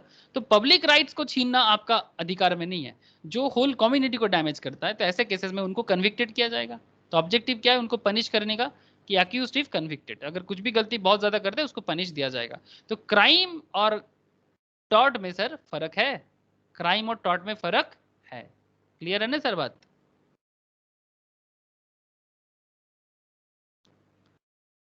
टॉर्ट और ब्रीच ऑफ कॉन्ट्रैक्ट का क्या फर्क है? What is the difference between tort and breach of contract? Sir tort में breach of duty which is fixed by law, breach of duty which is fixed by law, मतलब law बता के रखा है क्या हमें ऐसा चलना चाहिए, बट हम नहीं मान रहे। Damages are generally unliquidated and determined by the court. लेकिन ब्रीच ऑफ कॉन्ट्रैक्ट में breach of duty which is fixed by the contracting parties, damages are fixed according to the contract, damages are fixed according to the contract. Damages fix होता है contract के basis में, contract के time पे क्या damages होगा उसका हिसाब हुआ था। टॉर्टियस लाइबिलिटी कुछ तरह का होता है सर, एक होता है स्ट्रिक्ट और एब्सोल्यूट लाइबिलिटी, एक होता है विकरियस लाइबिलिटी, और एक होता है विकरियस लाइबिलिटी ऑफ स्टेट, ठीक है। टॉर्टियस मतलब टॉर्ट करने के पीछे क्या क्या लाइबिलिटी होती है, एक होता है स्ट्रिक्ट और एब्सोल्यूट लाइबिलिटी, एक होता है विकरियस लाइबिलिटी, और एक होता है विकरियस लाइबिलिटी ऑफ द स्टेट। मैं आपको आगे बताता हूँ। जैसे स्ट्रिक्ट और एब्सोल्यूट लाइबिलिटी किस तरह का होता है कि in some torts the defendant is liable even though the harm to the plaintiff occurred without intention, मतलब आप जानबूझ के हानि नहीं पहुंचाए और नेग्लिजेंस भी हो गया on the part of defendant. In other words the defendant is held liable without fault. These cases fall under the following categories, मतलब ऐसे कुछ कैटेगरीज में ऐसे हो सकता है, जैसे लायबिलिटी फॉर इनएविटेबल एक्सीडेंट, मतलब एक्सीडेंट को आप बचा नहीं पाए, आपने जानबूझ के नहीं किया, बात समझे, आप रास्ते में बाइक लेके जा रहे थे, कोई आपके सामने आ गया, ओ सर ऐसा हो सकता है कि नहीं हो सकता? इनएविटेबल एक्सीडेंट हो सकता है कि नहीं हो सकता? अगर एक्सीडेंट होगा तो फिर होने को कौन रोकेगा सर? आपके मन में नहीं था, कोई अचानक से आ गया आपके गाड़ी के सामने, लेकिन आप लायबल हो उस बंदे के लिए।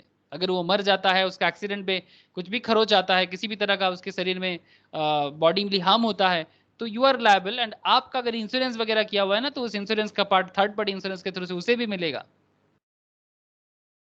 समझ में आया सर? तो you are liable though your intention is not to cause any kind of damage to that person. आपको प्लेंटिव को डैमेज पहुंचाने का कोई इच्छा नहीं था, बट फिर भी आप डैमेज कर दिए अनइंटेंशनली या negligently.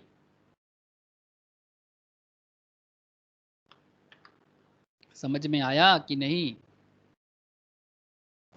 Yes sir. Inevitable mistake मतलब गलती से गलती हो गया, मतलब such cases where the person interferes with the property और रेपुटेशन ऑफ अनदर, मतलब आपने किसी का रेपुटेशन को खराब कर दिया, इनएविटेबल हो गया, मतलब नहीं चाह रहा था बट हो गया। ऐसे केसेस में भी आपको उसको वापस करना पड़ेगा, डैमेज देना पड़ेगा। विकरियस लिक्विडिटी और रॉन्ग कमिटेड बाय अदर्स, मतलब गलती कोई और करे, बट भुगतान आपको देना पड़ेगा। जैसे कि ऐसे इसका एक बहुत बड़ा केसेस आगे आएंगे। Responsibility in such cases is imputed by law on the grounds of social policy और एक्सपीडियंसी। क्या होता है? This cases involve liability of master for the acts of his servants. मतलब सर अगर मानो कि, क्या बताऊं सर, आप लोग फ्रेंचाइजी बिजनेस जानते हो? Yes sir. क्या होता है बोलो तो फ्रेंचाइजी बिजनेस?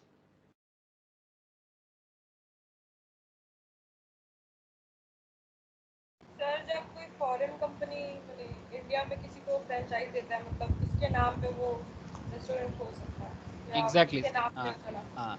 तो अगर आप किसी का फ्रेंचाइजी लेते हो ना, तो बेसिकली आप उसका क्या बन जाते हो? एजेंट बन जाते हो। यस ना? फ्रेंचाइजी में क्या होता है? एजेंसी दिया जाता है, एक्चुअली एजेंसी।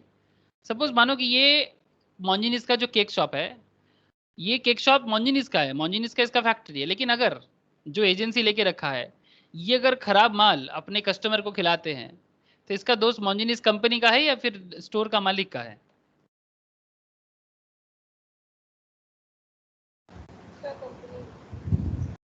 सर दोनों का दोष है। ठीक है, तो गलती किसने किया था? मोंजिनिस ने किया था या स्टोर का ओनर ने किया था? मतलब जिसने फ्रेंचाइजी लिया उसने किया था? गलती किसका था? ये देखो sir, how to get Monginis and Mia Amore franchisee. ठीक है तो गलती किया था स्टोर के ओनर ने, मतलब जिसने फ्रेंचाइजी लिया, बट नाम खराब किसका हुआ? मोंजिनिस कंपनी का या मियामोरे कंपनी का। समझे कि नहीं समझे?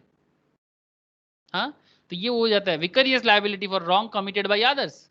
मतलब ये नॉर्मली मास्टर सर्वेंट के केस में होता है, एम्प्लॉयर एम्प्लॉय के केस में होता है। एम्प्लॉय ने गलती किया, एम्प्लॉयर को भुगतना पड़ रहा है। समझ रहा है? पार्टनरशिप में होता है, एक पार्टनर ने गलती किया, दूसरे पार्टनर को भुगतना पड़ेगा। समझे कि नहीं समझे? इसका थोड़ा केसेस है यहाँ पर, आप देख सकते हो।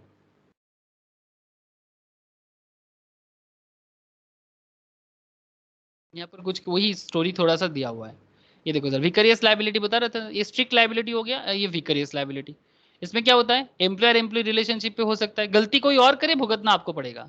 मास्टर सर्वेंट केस में हो सकता है, प्रिंसिपल एजेंट के केस में हो सकता है, पार्टनरशिप में हो सकता है।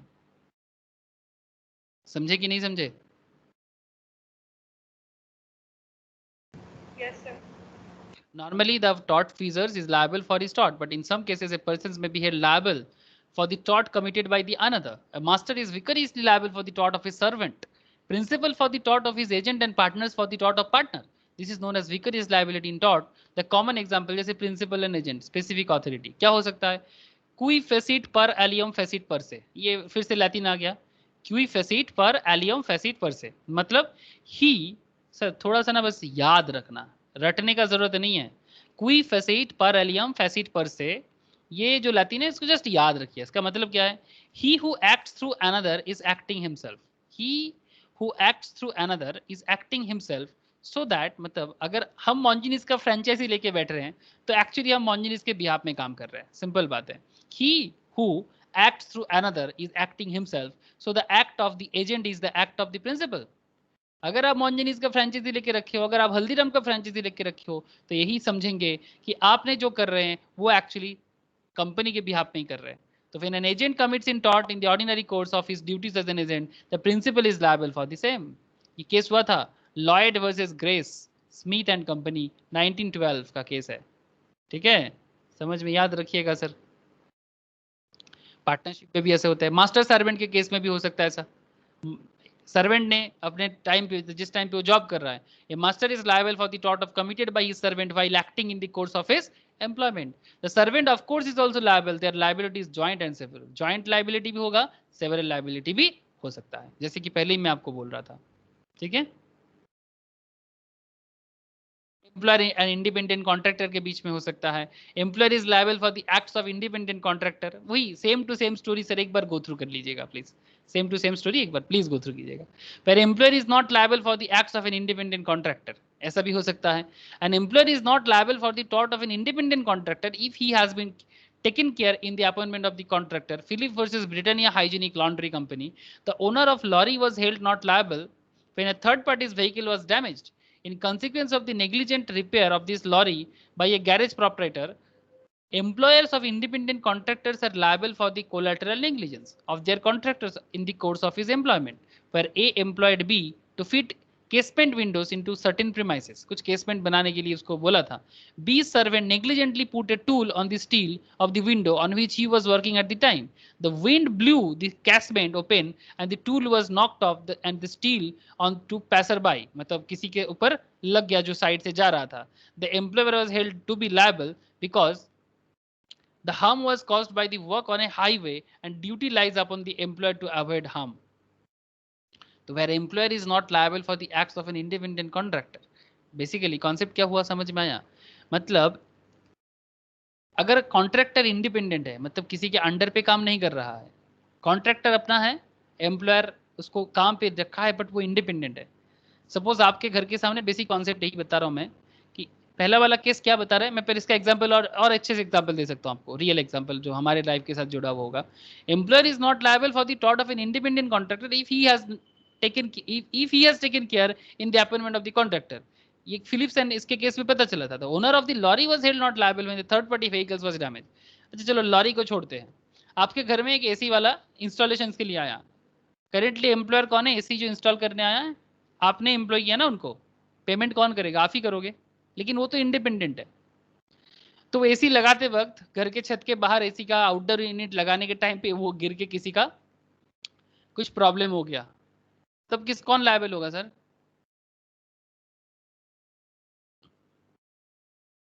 बोलो सर.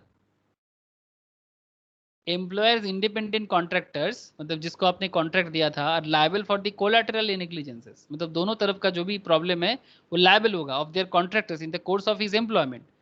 लेकिन ये एम्प्लॉयमेंट के टाइम पे अगर कुछ होगा तो दोनों लायबल होगा. Where A employed B to fit casement window into certain premises, B servant negligently put a tool. मतलब ये बी का जो सर्वेंट है वो नेग्लिजेंटली कुछ टूल यहाँ पर लगा दिया था. मतलब वही जिस तरह का जिसके बाद में क्या हुआ कि वो पैसर्स बाई कोई जा रहा था रास्ते से, जिसको एक्सीडेंट हो गया या लग गया ये गिर के.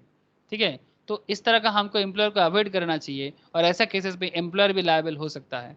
तो आपको दोनों का फर्क समझना पड़ेगा कि नॉर्मली इंडिपेंडेंट है तो फिर लायबल नहीं होगा, बट अगर डैमेज बहुत जोर का हो सकता है और अगर एम्प्लॉयमेंट कंसेप्ट में हो सकता है तो in that case independent contractor मतलब एम्प्लॉयर जो है वो भी लायबल हो जाएगा. समझ में आया सर? बोलो समझ में आया कि नहीं? Liability for the act of servant, ये तो मैंने आपको पहले ही बोल दिया. अगर आपका सर्वेंट गलत करता है तो उसका भुगतान तो आपको भरना ही पड़ेगा. इसके ऊपर काफी सारा केस स्टडीज हुआ है sir. A wrongful act authorized by the employer or a wrongful and unauthorized mode of doing some act authorized by the employer. ठीक है. In Century Insurance Company Limited versus Northern Ireland Road Transport Board, the director of a petrol lorry while transferring petrol from the lorry to an underground tank at a garage struck at a match in order to light a cigarette and then threw it. Steel alight on the floor, an explosion and fire ensued. The House of Lords held its employers liable for the damage caused for the he did the act. मतलब labour ने गलती किया, but गलती किसके ऊपर हो गया sir? Petrol lorry, मतलब जो इंश्योरेंस कंपनी था, सॉरी ये नॉर्दर्न आयरलैंड रोड ट्रांसपोर्ट के ऊपर आ गया. The House of Lords held its employers liable for the damage caused for he did the act and cause of carrying out his task of delivering petrol. It was an unauthorized way of doing what he was employed to do so. आप petrol का काम करने जा रहे हो और वहां पर जाके आप मैचेस जला रहे हो? हाँ, पागल हो गए क्या? इसलिए आप देखना पेट्रोल पंप पे मैचेस जलाने के लिए मना करता है, सिगरेट पीने के लिए मना करता है. हाँ सर, देखे कि नहीं देखे? पेट्रोल पंप पे अगर कोई बाई चांस सिगरेट जला लेता है तो वो सिगरेट कंपनी मतलब जो पेट्रोल वाले होते हैं ना वो मना करते हैं कि सर मत कीजिए बोल के. हाँ sir. Yes, sir. Vicarious liability of the state. The positions in England are positions in India. At a common law, the crown could not be sued in tort, either for wrong actually authorized. Common law में क्या होता है? Crown को शू नहीं किया जाता, मतलब basically employer को, बाई इट और committed by its servants in the course of their employment. With the passing of the Crown Proceeding Act 1947, the Crown is liable for the torts committed by its servants, just like a private individual. Thus, in England, the Crown is now vicariously liable for the torts of its servants. India में क्या है?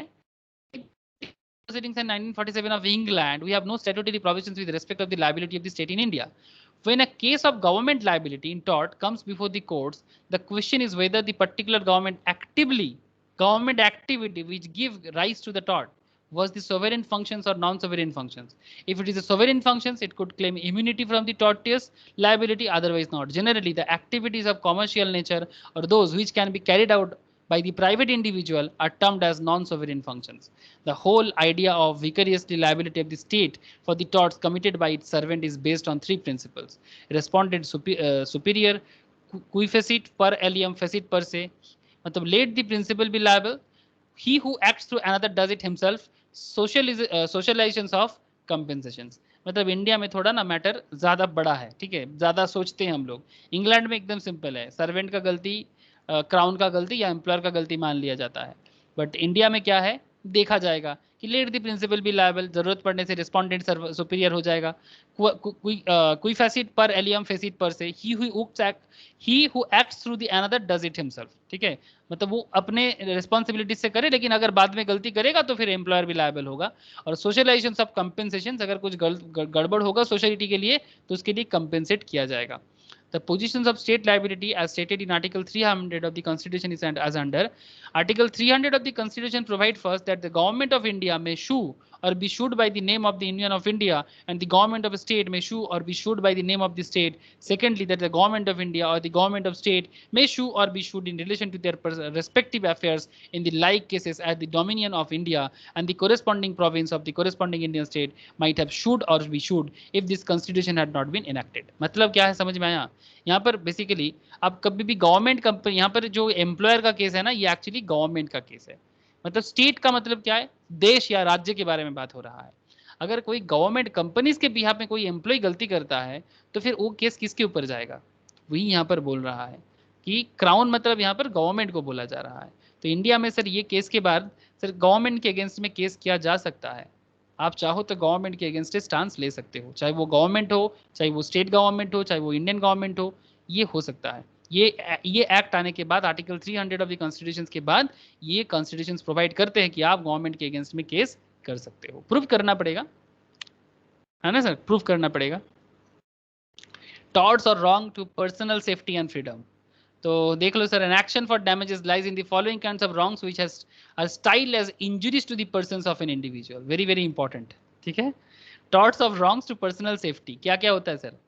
Battery, assault, bodily harm, मैं पहले ही बोल रहा था, false representations, sorry false imprisonments, malicious prosecutions, न्यूशंस, sorry nervous shock and defamations. क्या क्या होता है मैं आपको आगे बताता हूं सर.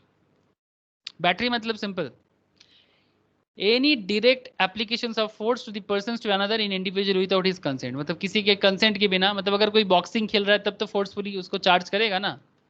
हाँ सर, आप कुश्ती खेल रहे हो, बॉक्सिंग खेल रहे हो, तब तो मारपीट होगा. कराटे खेल रहे हो, मारपीट होगा कि नहीं होगा? कराटे खेलने गए और फिर बोल रहे हो कि मेरे को मारा. हाँ सर, कराटे खेलने गए, कराटे समझते हो ना, कुंग-फू कराटे या फिर बॉक्सिंग या फिर कुश्ती अखाड़ा में गए, तो क्या बोलोगे कि मेरे को मार दिया? ओ सर बोलो तो सही. No sir. तो नहीं बोल सकते ना. तो एग्जैक्टली बैटरी क्या हो गया? Any direct application of force to the persons of another individual without his consent और lawful justification is wrong of battery. अब किसी को फोर्सफुली नहीं मार सकते, ठीक है. Even though the force used is in very trivial and does not cause any harm. अगर फोर्स किया बट उसको कुछ हानि नहीं पहुंचा, the wrong is committed. Thus even to touch a person in anger, अगर गलती से किसी के गलती, हम लोग बोलते हैं ना भाई एकदम टच मत करना, छूना नहीं, गाड़ के रख देंगे, ऐसे बोलते हैं ना. Even to touch a person in anger और without any lawful justification is battery. इसको टॉट माना जाता है सर, याद रखिएगा. बैटरी क्या है समझे सर? बैटरी मतलब वो बैटरी नहीं है, बैटरी का एक्चुअली वही मतलब है, चार्ज, मतलब किसी को जबरदस्ती चार्ज करवाना. तो यहाँ पर आप फोर्सफुली किसी को चार्ज कर रहे हो, ठीक है, मार रहे हो. असॉल्ट, असॉल्ट क्या है? Is an act of defendant which directly cause the plaintiff immediately to apprehend a contract with his person. Thus when the defendant by his act, basically assault का मतलब किसी के नाम का मतलब क्या बता सर? लांछन लगाना, मतलब किसी के बारे में कोई खराब बात करना, एकदम टोटली उसका गुडविल को खराब कर देना, टोटली, ठीक है, मतलब उसको खराब करने का कोशिश करना, ठीक है, ये बहुत खतरनाक है, ठीक है। Assault in any of the defendant which directly causes the plaintiff immediately to apprehend a contract with his persons. Thus, when the defendant by his act creates an apprehension in the mind of the plaintiff that he is going to commit battery against him, मतलब पहले आपने battery किया, मतलब मारा या फिर किसी भी तरह का फोर्सफुली कुछ किया, the tort of assault is committed, मतलब अगर आप किसी को जबरदस्ती मारते हो, छूते हो, तो असॉल्ट भी होता है वो, मतलब बैटरी करने से असॉल्ट ऑटोमेटिकली हो जाएगा।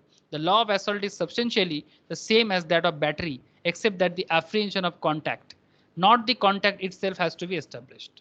नॉट द कॉन्टैक्ट इटसेल्फ, मतलब कॉन्टैक्ट नहीं हुआ है, किसी की तरह टच नहीं हुआ है, वो आपको एस्टैब्लिश करना पड़ेगा। Usually when there is a battery there will also be assault, अगर बैटरी हुआ है तो असॉल्ट भी हुआ है, but not for instances when a person is hit from behind, अगर किसी को पीछे से मारा जा रहा है, to point a loaded gun at the plaintiff or to shake fast under his nose or to curse him in a threatening manner or to aim a blow at him which is intercepted or to surround him with a display of force is to assault him clearly if the defendant by his act intends to commit a battery and the plaintiff apprehend it is an assault। मतलब battery करने से, किसी को charge करने से, मारने से, धमकाने से ऑटोमेटिकली असॉल्ट होता है, ठीक है, लेकिन हाँ कॉन्टैक्ट लेस है कि नहीं वो थोड़ा प्रूव करने का कॉन्सेप्ट है, ये भी टॉट है सर। ये हमारे लोकल कॉन्सेप्ट में ना, ये मार पीट का कॉन्सेप्ट ना लोकल सोसाइटी में बहुत चलता है, इसीलिए लॉ ऑफ टॉट में ये सब लिखना पड़ता। बॉडीली हम willful act or defendant calculated to cause physical harm to the plaintiff and in fact causing physical harm to him in a tort।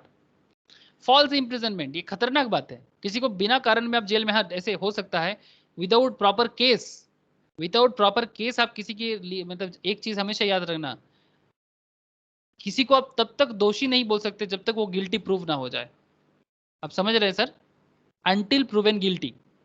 किसी को भी आप दोषी नहीं बोल सकते, चाहे वो पॉलिटिशियंस हो, कोई भी हो, कि वो तो चोर है, वो तो माफिया है, वो तो डॉन है, वो तो स्मगलर है, वो तो खूनी है, अनटिल प्रूवन गिल्टी, वो तो आतंकवादी है, जब तक प्रूवन गिल्टी नहीं हो जाएगा तब तक नहीं होगा। लेकिन अगर आप किसी को बाद में अगर प्रूव हो जाए कि वो फॉल्स इंप्रिजनमेंट था, तो इसको भी टॉर्ट माना जाता। अरे सर कोई बिना बाजे क्यों जेल में जाएगा सर, तो फॉल्स इंप्रिजन मतलब इसको इसको इसके अगेंस्ट में वो क्या बोलते हैं सर, वो मानहानि, मतलब आप अपने रेपुटेशन को वापस लाने के लिए भी मामला कर सकते हो। मैं आगे आता हूँ sir. False imprisonment consists in the imposition of total restraints of some period, however short upon the liberty of another, किसी का स्वाधीनता छीन लेना without sufficient lawful justifications, even if a man is restrained by a threat of force from leaving his own house। Even आप अगर अपने खुद के घर से निकालने की, मतलब निकलने के लिए आपको अगर कोई रोकता है, वो भी imprisonment में आता है, और in open field there is a false imprisonment। बात समझ रहे हो, मतलब आपके खुद के घर से ही आपको निकलने नहीं देता है, वो भी imprisonment माना जाएगा, वो भी टॉर्ट में आता है। जेल में डालना तो आ ही जाएगा, बिना कारण का जेल में डालना तो आ ही जाएगा। पुलिस बहुत केस में ऐसे करते हैं, फालतू का केस लगा देते हैं, कोई सच्चा बोलता है तो किसी के अगेंस्ट में। आजकल चल रहा है सर, ऐसे ही देश में बहुत भयंकर का कांड चल रहा है, specially in India, sorry India में तो ऑब्वियसली, बंगाल में तो बहुत भयंकर चल रहा है। कोई कुछ बोल नहीं सकता, बोलने का आवाज उठाने का भी किसी को हक नहीं है, काइंड ऑफ दैट, ठीक है। तो जो भी हो, चलो कोई बात नहीं।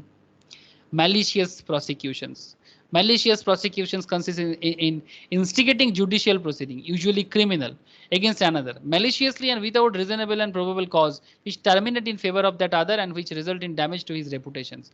मतलब अगर आप किसी के अगेंस्ट में इतना खराब क्रिमिनल बात करते हो कि जो उसका रेपुटेशन को भी खराब करते हैं, पर्सनल फ्रीडम और प्रॉपर्टी भी ले लेता है। The following are the essential elements of tort.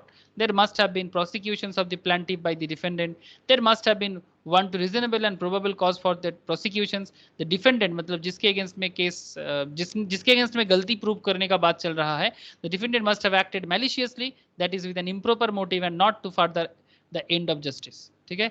The plaintiff must have suffered damages as a result of prosecutions. The prosecution must have terminated in favor of the plaintiff। ठीक है।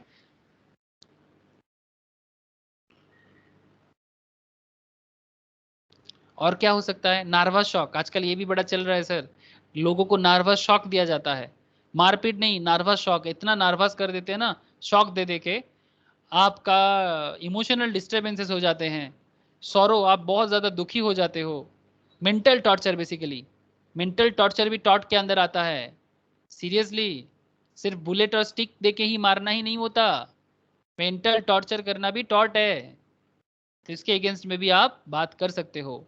डिफेमेशंस means basically वही रेपुटेशंस को लेके बात करना, attack on the reputations of a person, किसी का goodwill को छीन लेना, किसी के बारे में खराब बात करके दाग लगाना, उसके बारे में खराब बात करना।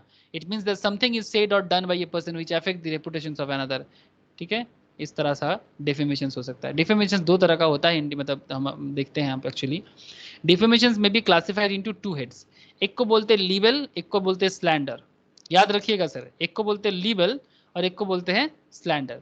ये लीबल या लाइबल जो भी बोलो, libel is representations made in some permanent form. For example कहीं पर रिटन वर्ड्स लिख के, कहीं पर कुछ इमेज छाप के, कहीं पर कुछ कैरिकेचर्स या सिनेमा फिल्म्स बना के, एफिगी स्टैट्यूट बना के, रिकॉर्डेड वर्ड्स बना के किसी के बारे में खराब बात करना, किसी के बारे में खराब गंदा गंदा इमेज लगा के कुछ क्रिएट करना, सिनेमा फिल्म्स बना देना गलती से, कुछ खराब चीजें लगाना।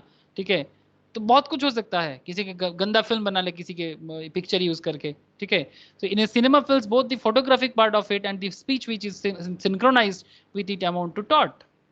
स्लैंडर क्या होता है? ये लाइबल बहुत खतरनाक दोष माना जाता है। Slander is the publication of the defamatory statement in transient form. मतलब आप स्टेटमेंट देते हो, गलत स्टेटमेंट देते हो, लोगों के बारे में गलत बताते हो।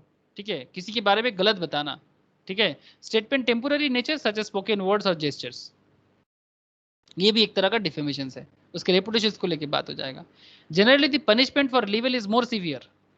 लीबल का पनिशमेंट बहुत खतरनाक होता है compare to slander. Defamation is टॉट as well as a crime in India. Defamation India में टॉट तो है ही, साथ में क्राइम भी माना जाता है।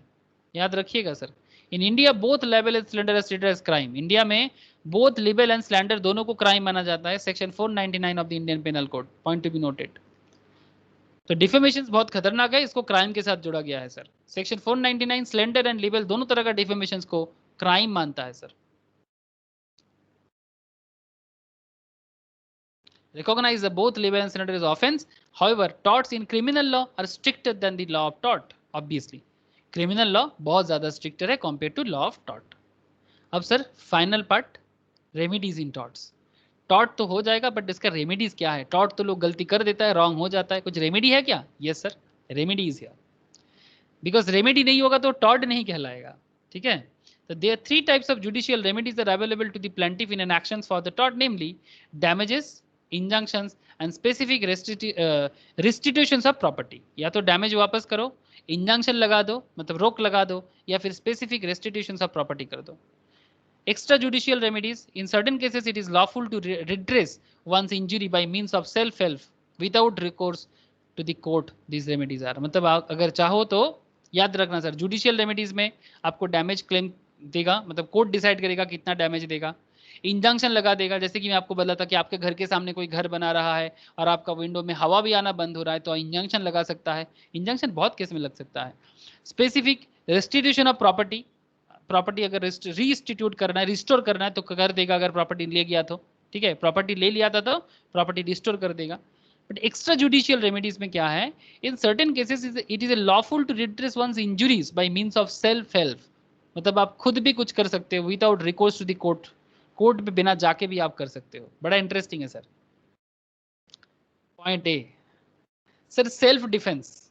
अगर कोई आपको मारता है तो क्या करोगे? मार खाओगे? गांधी जी की तरह, गांधी जी की तरह मार खाओगे या नेताजी की तरह उड़ा दोगे? सर गांधी जी बोलता था अगर एक गाल में थप्पड़ देता है तो दूसरा गाल भी आगे कर दो, मार खाने के लिए सहना पड़ेगा। और नेताजी बोलता था कि अगर मारने आए तो दोनों हाथ तोड़ दो। क्या चाहते हो आप लोग, गांधी जी या नेताजी? सर आप बाइफरकेट कर रहे हो। नहीं सर, बोलो इस केस में बोलो, सेल्फ डिफेंस करोगे कि थप्पड़ के लिए और एक गाल बढ़ा दोगे? Self defence. तो obviously we should go with Netaji. इसका मतलब गांधी जी गलत थे। अच्छा नहीं सर, मैं मानता हूँ गलत थे गांधी जी, सीरियसली। इतना पावर रह के भी वो देश को नहीं बना पाया। It is lawful for any person to use reasonable forces to protect himself और any other person against any unlawful use of force. Prevention of trespass, obviously कोई ट्रेसपास करेगा तो प्रिवेंट तो करेंगे ना। चाइना जबरदस्ती हमारे टेरिटरी में आएगा तो रोकेंगे नहीं। Any occupier of land or any persons of his own authority may use reasonable force to prevent trespass, entering or to eject them, but the force should be reasonable for the purpose. हाँ देखो, China का बात अलग है, वो तो सेना है, देश का बात है, वो अलग बात होगा. बट अगर आपके प्रॉपर्टी कोई छीनने का कोशिश करेगा तो क्या उसको मार दोगे क्या? अरे नहीं सर, मारोगे कैसे? मारना वरना नहीं है, कोशिश करो, समझाओ, धमकाओ, जितना हो सकता है प्रिवेंट करने की कोशिश करो. फिर भी काम ना बने तो कोर्ट में जाओ.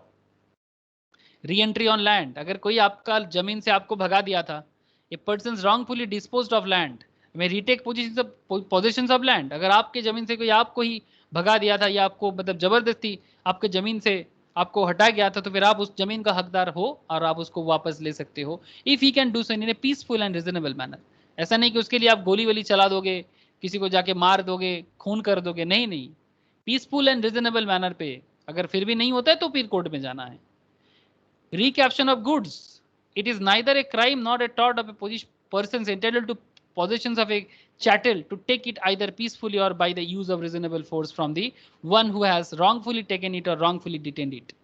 मतलब अगर कोई आपका, जैसे मैं बोला था ना कि कोई मतलब काउ या डॉग या फिर बफेलोज किसी का है तो किसी दूसरे के जमीन पे चला जाता है, तो आपका गुड्स तो वो डिटेन कर लेता है ना, तो वो अगर डिटेन रॉन्गफुली करे या नॉर्मली करे, आप अगर उसका डैमेज क्लेम देने के बाद अगर उसको वापस लेके आते हो तो वो आप कर सकते हो. तो रिकैप्शन ऑफ गुड्स आपका हक है. एबेटमेंट ऑफ न्यूसेंस, ये क्या है सर? एबेटमेंट, एबेटमेंट का मतलब होता है lawfully Abbott. Abbott means terminate by his own act, terminate by his own act. आप खुद का एक्ट को यूज करके टर्मिनेट करोगे. कैसे? एनी न्यूसेंस, मतलब न्यूसेंस मतलब क्या बताए sir? Problem injuriously affecting it. Thus he may cut overhanging branches as spreading roots from his neighbor's trees. आपके नेबर के घर का कुछ ट्री है जो आपके घर के ऊपर गिर रहा है, उसका जो भी ब्रांचेस है वो आपके घर के ऊपर आके गिर रहा है, तो आप उसको जरूर काटोगे. लेकिन सर आप ऑन गिविंग नोटिस, हाँ नोटिस दो कि भाई मेरे जगह पे आया है और प्रॉब्लम हो रहा है तो मैं काट रहा हूं. आप ऑन गिविंग नोटिस. ओके, मतलब ऐसा नहीं कि जमीन का गाछ उसके साइड में है तो फिर वो आप काट नहीं सकते, ऐसा नहीं है सर. आप कर सकते हो लेकिन नोटिस देके. By choosing the least mischievous method, by choosing the least mischievous method. ये जैसे कि मेरे घर के, मेरा नेटिव में ऐसा हुआ था, एक मेरे घर के बगल में एक पड़ोसी, उसके घर में एक नीम का पेड़ है सर. नीम पेड़ जानते हो ना, नीम ट्री. तो उसका पेड़ का एक बहुत बड़ा डाल का हिस्सा, ब्रांचेस मेरे घर के साइड में आ रहा है और बहुत ज्यादा मतलब वो पत्ता गिरता है ना, तो माँ को बहुत दिक्कत हो जाती है कि डेली बहुत ज़्यादा साफ करना पड़ता है. तो माँ ने उनको बोला कि दादा इसको एक काम करो ना, इसको काट दो, पेड़ तो बड़ा है, कोई दिक्कत नहीं है, काट दोगे तो नया आ जाएगा, फिलहाल इसको काट दो तो फिर कुछ दिनों के लिए ठीक रहेगा. तो फिर वो पहले बोला तो सुना नहीं वो, तो फिर माँ ने काटने गया तो फिर झगड़ा करना चालू कर दिया. ठीक है, तो फिर माँ ने और काटा नहीं, मतलब मेरे घर पे मतलब पापा को भी बोला तो फिर और काटा नहीं, बोले जोड़ो झगड़ा करके फायदा नहीं है, तो फिर चुप रह गया वो. बट अगर काट भी देता ना तो झगड़ा नहीं करना चाहिए. बट बोल रहा है क्या? By choosing the least mischievous method, मतलब किसी के पीछे वो हम लोग बोलते हैं ना काठी करते हैं, मतलब किसी को मतलब प्रॉब्लम में डालने के लिए आप जब झमेला कर रहे हो, ऐसा नहीं करना चाहिए. जितना हो सकता है बदमाशी कम करके आप लोगों को समझाओ. And avoiding unnecessary damages, unnecessary damage avoid करना आपका अधिकार है, आप नहीं तो टॉर्ट में फंस जाओगे.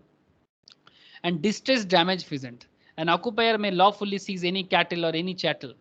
मतलब अगर किसी के जमीन पे आके, वही मैं बोल रहा था ना आपको, डिस्ट्रेस डैमेज फेसेंट, अगर कोई आके आपका जमीन का फसल खा रहा है, आपके घर में आके गाड़ी घुसा दे रहा है, एक्सीडेंट कर रहा है, तो आप गाड़ी को डिटेन कर सकते हो. मानो कि रास्ते में आपका दुकान है, कोई गाड़ी आके आपके बिल्डिंग को एक्सीडेंट कर दिया, तो क्या करो, गाड़ी को छोड़ दोगे क्या?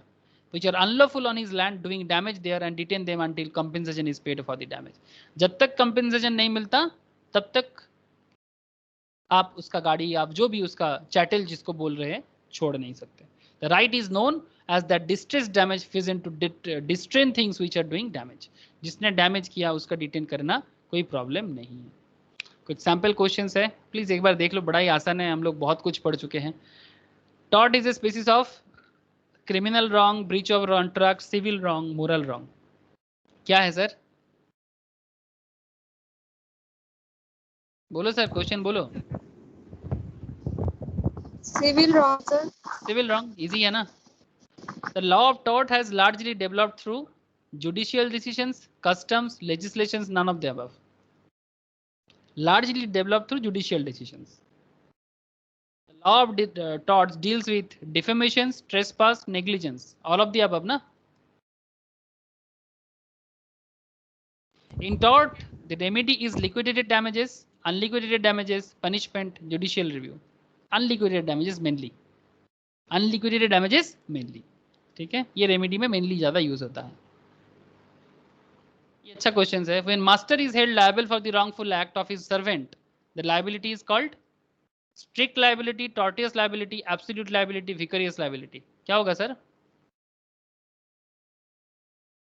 vicarious liability. ये तो हम लोगों ने पढ़ा ना कि गलती अगर मेरे सर्वेंट ने किया है तो गलती मास्टर को भुगतना पड़ेगा, तो ये vicarious liability है, नॉट द स्ट्रिक्ट. स्ट्रिक्ट तो ये इंश्योरेंस वाला था, है ना सर. स्ट्रिक्ट और एब्सोल्यूट और टॉर्टियस लायबिलिटी तो आपने देखा, जो डैमेज वगैरह देना पड़ता है नॉर्मल केस में. यही है सर टॉर्ट. कंप्लीट हो गया, डिटेल्स में पढ़ लिए. बस क्या बाकी है बोलो तो? बाकी क्या है लॉ में, मैं एक बार बोल देता हूँ आपको, एक मिनट रुको. कॉन्स्टिट्यूशंस का कुछ पार्ट्स बाकी है. कॉन्स्टिट्यूशंस का कुछ पार्ट थोड़ा बहुत, एक क्लास लगेगा, हो जाएगा. कंपनी लॉ कंप्लीट है. अच्छा हाँ, सीएस का एक छोटा सा लेजिस्लेशन पार्ट है. सीएस को क्या करना होता है ये बड़ा इजी है. ये सीएस का काम, मैं नॉर्मली क्लास में बोलते बोलते थक गया. ये सीएस क्या करते हैं, सीएस क्या करते हैं इसके बारे में, ठीक है, बहुत बता दूंगा. ठीक है, ये सेक्रेटरीज लेजिस्लेशन मुझे एक बताना है, और ये आपका कॉन्स्टिट्यूशंस का एक पार्ट बाकी है. बाकी सब हो गया सर, बाकी सब डन.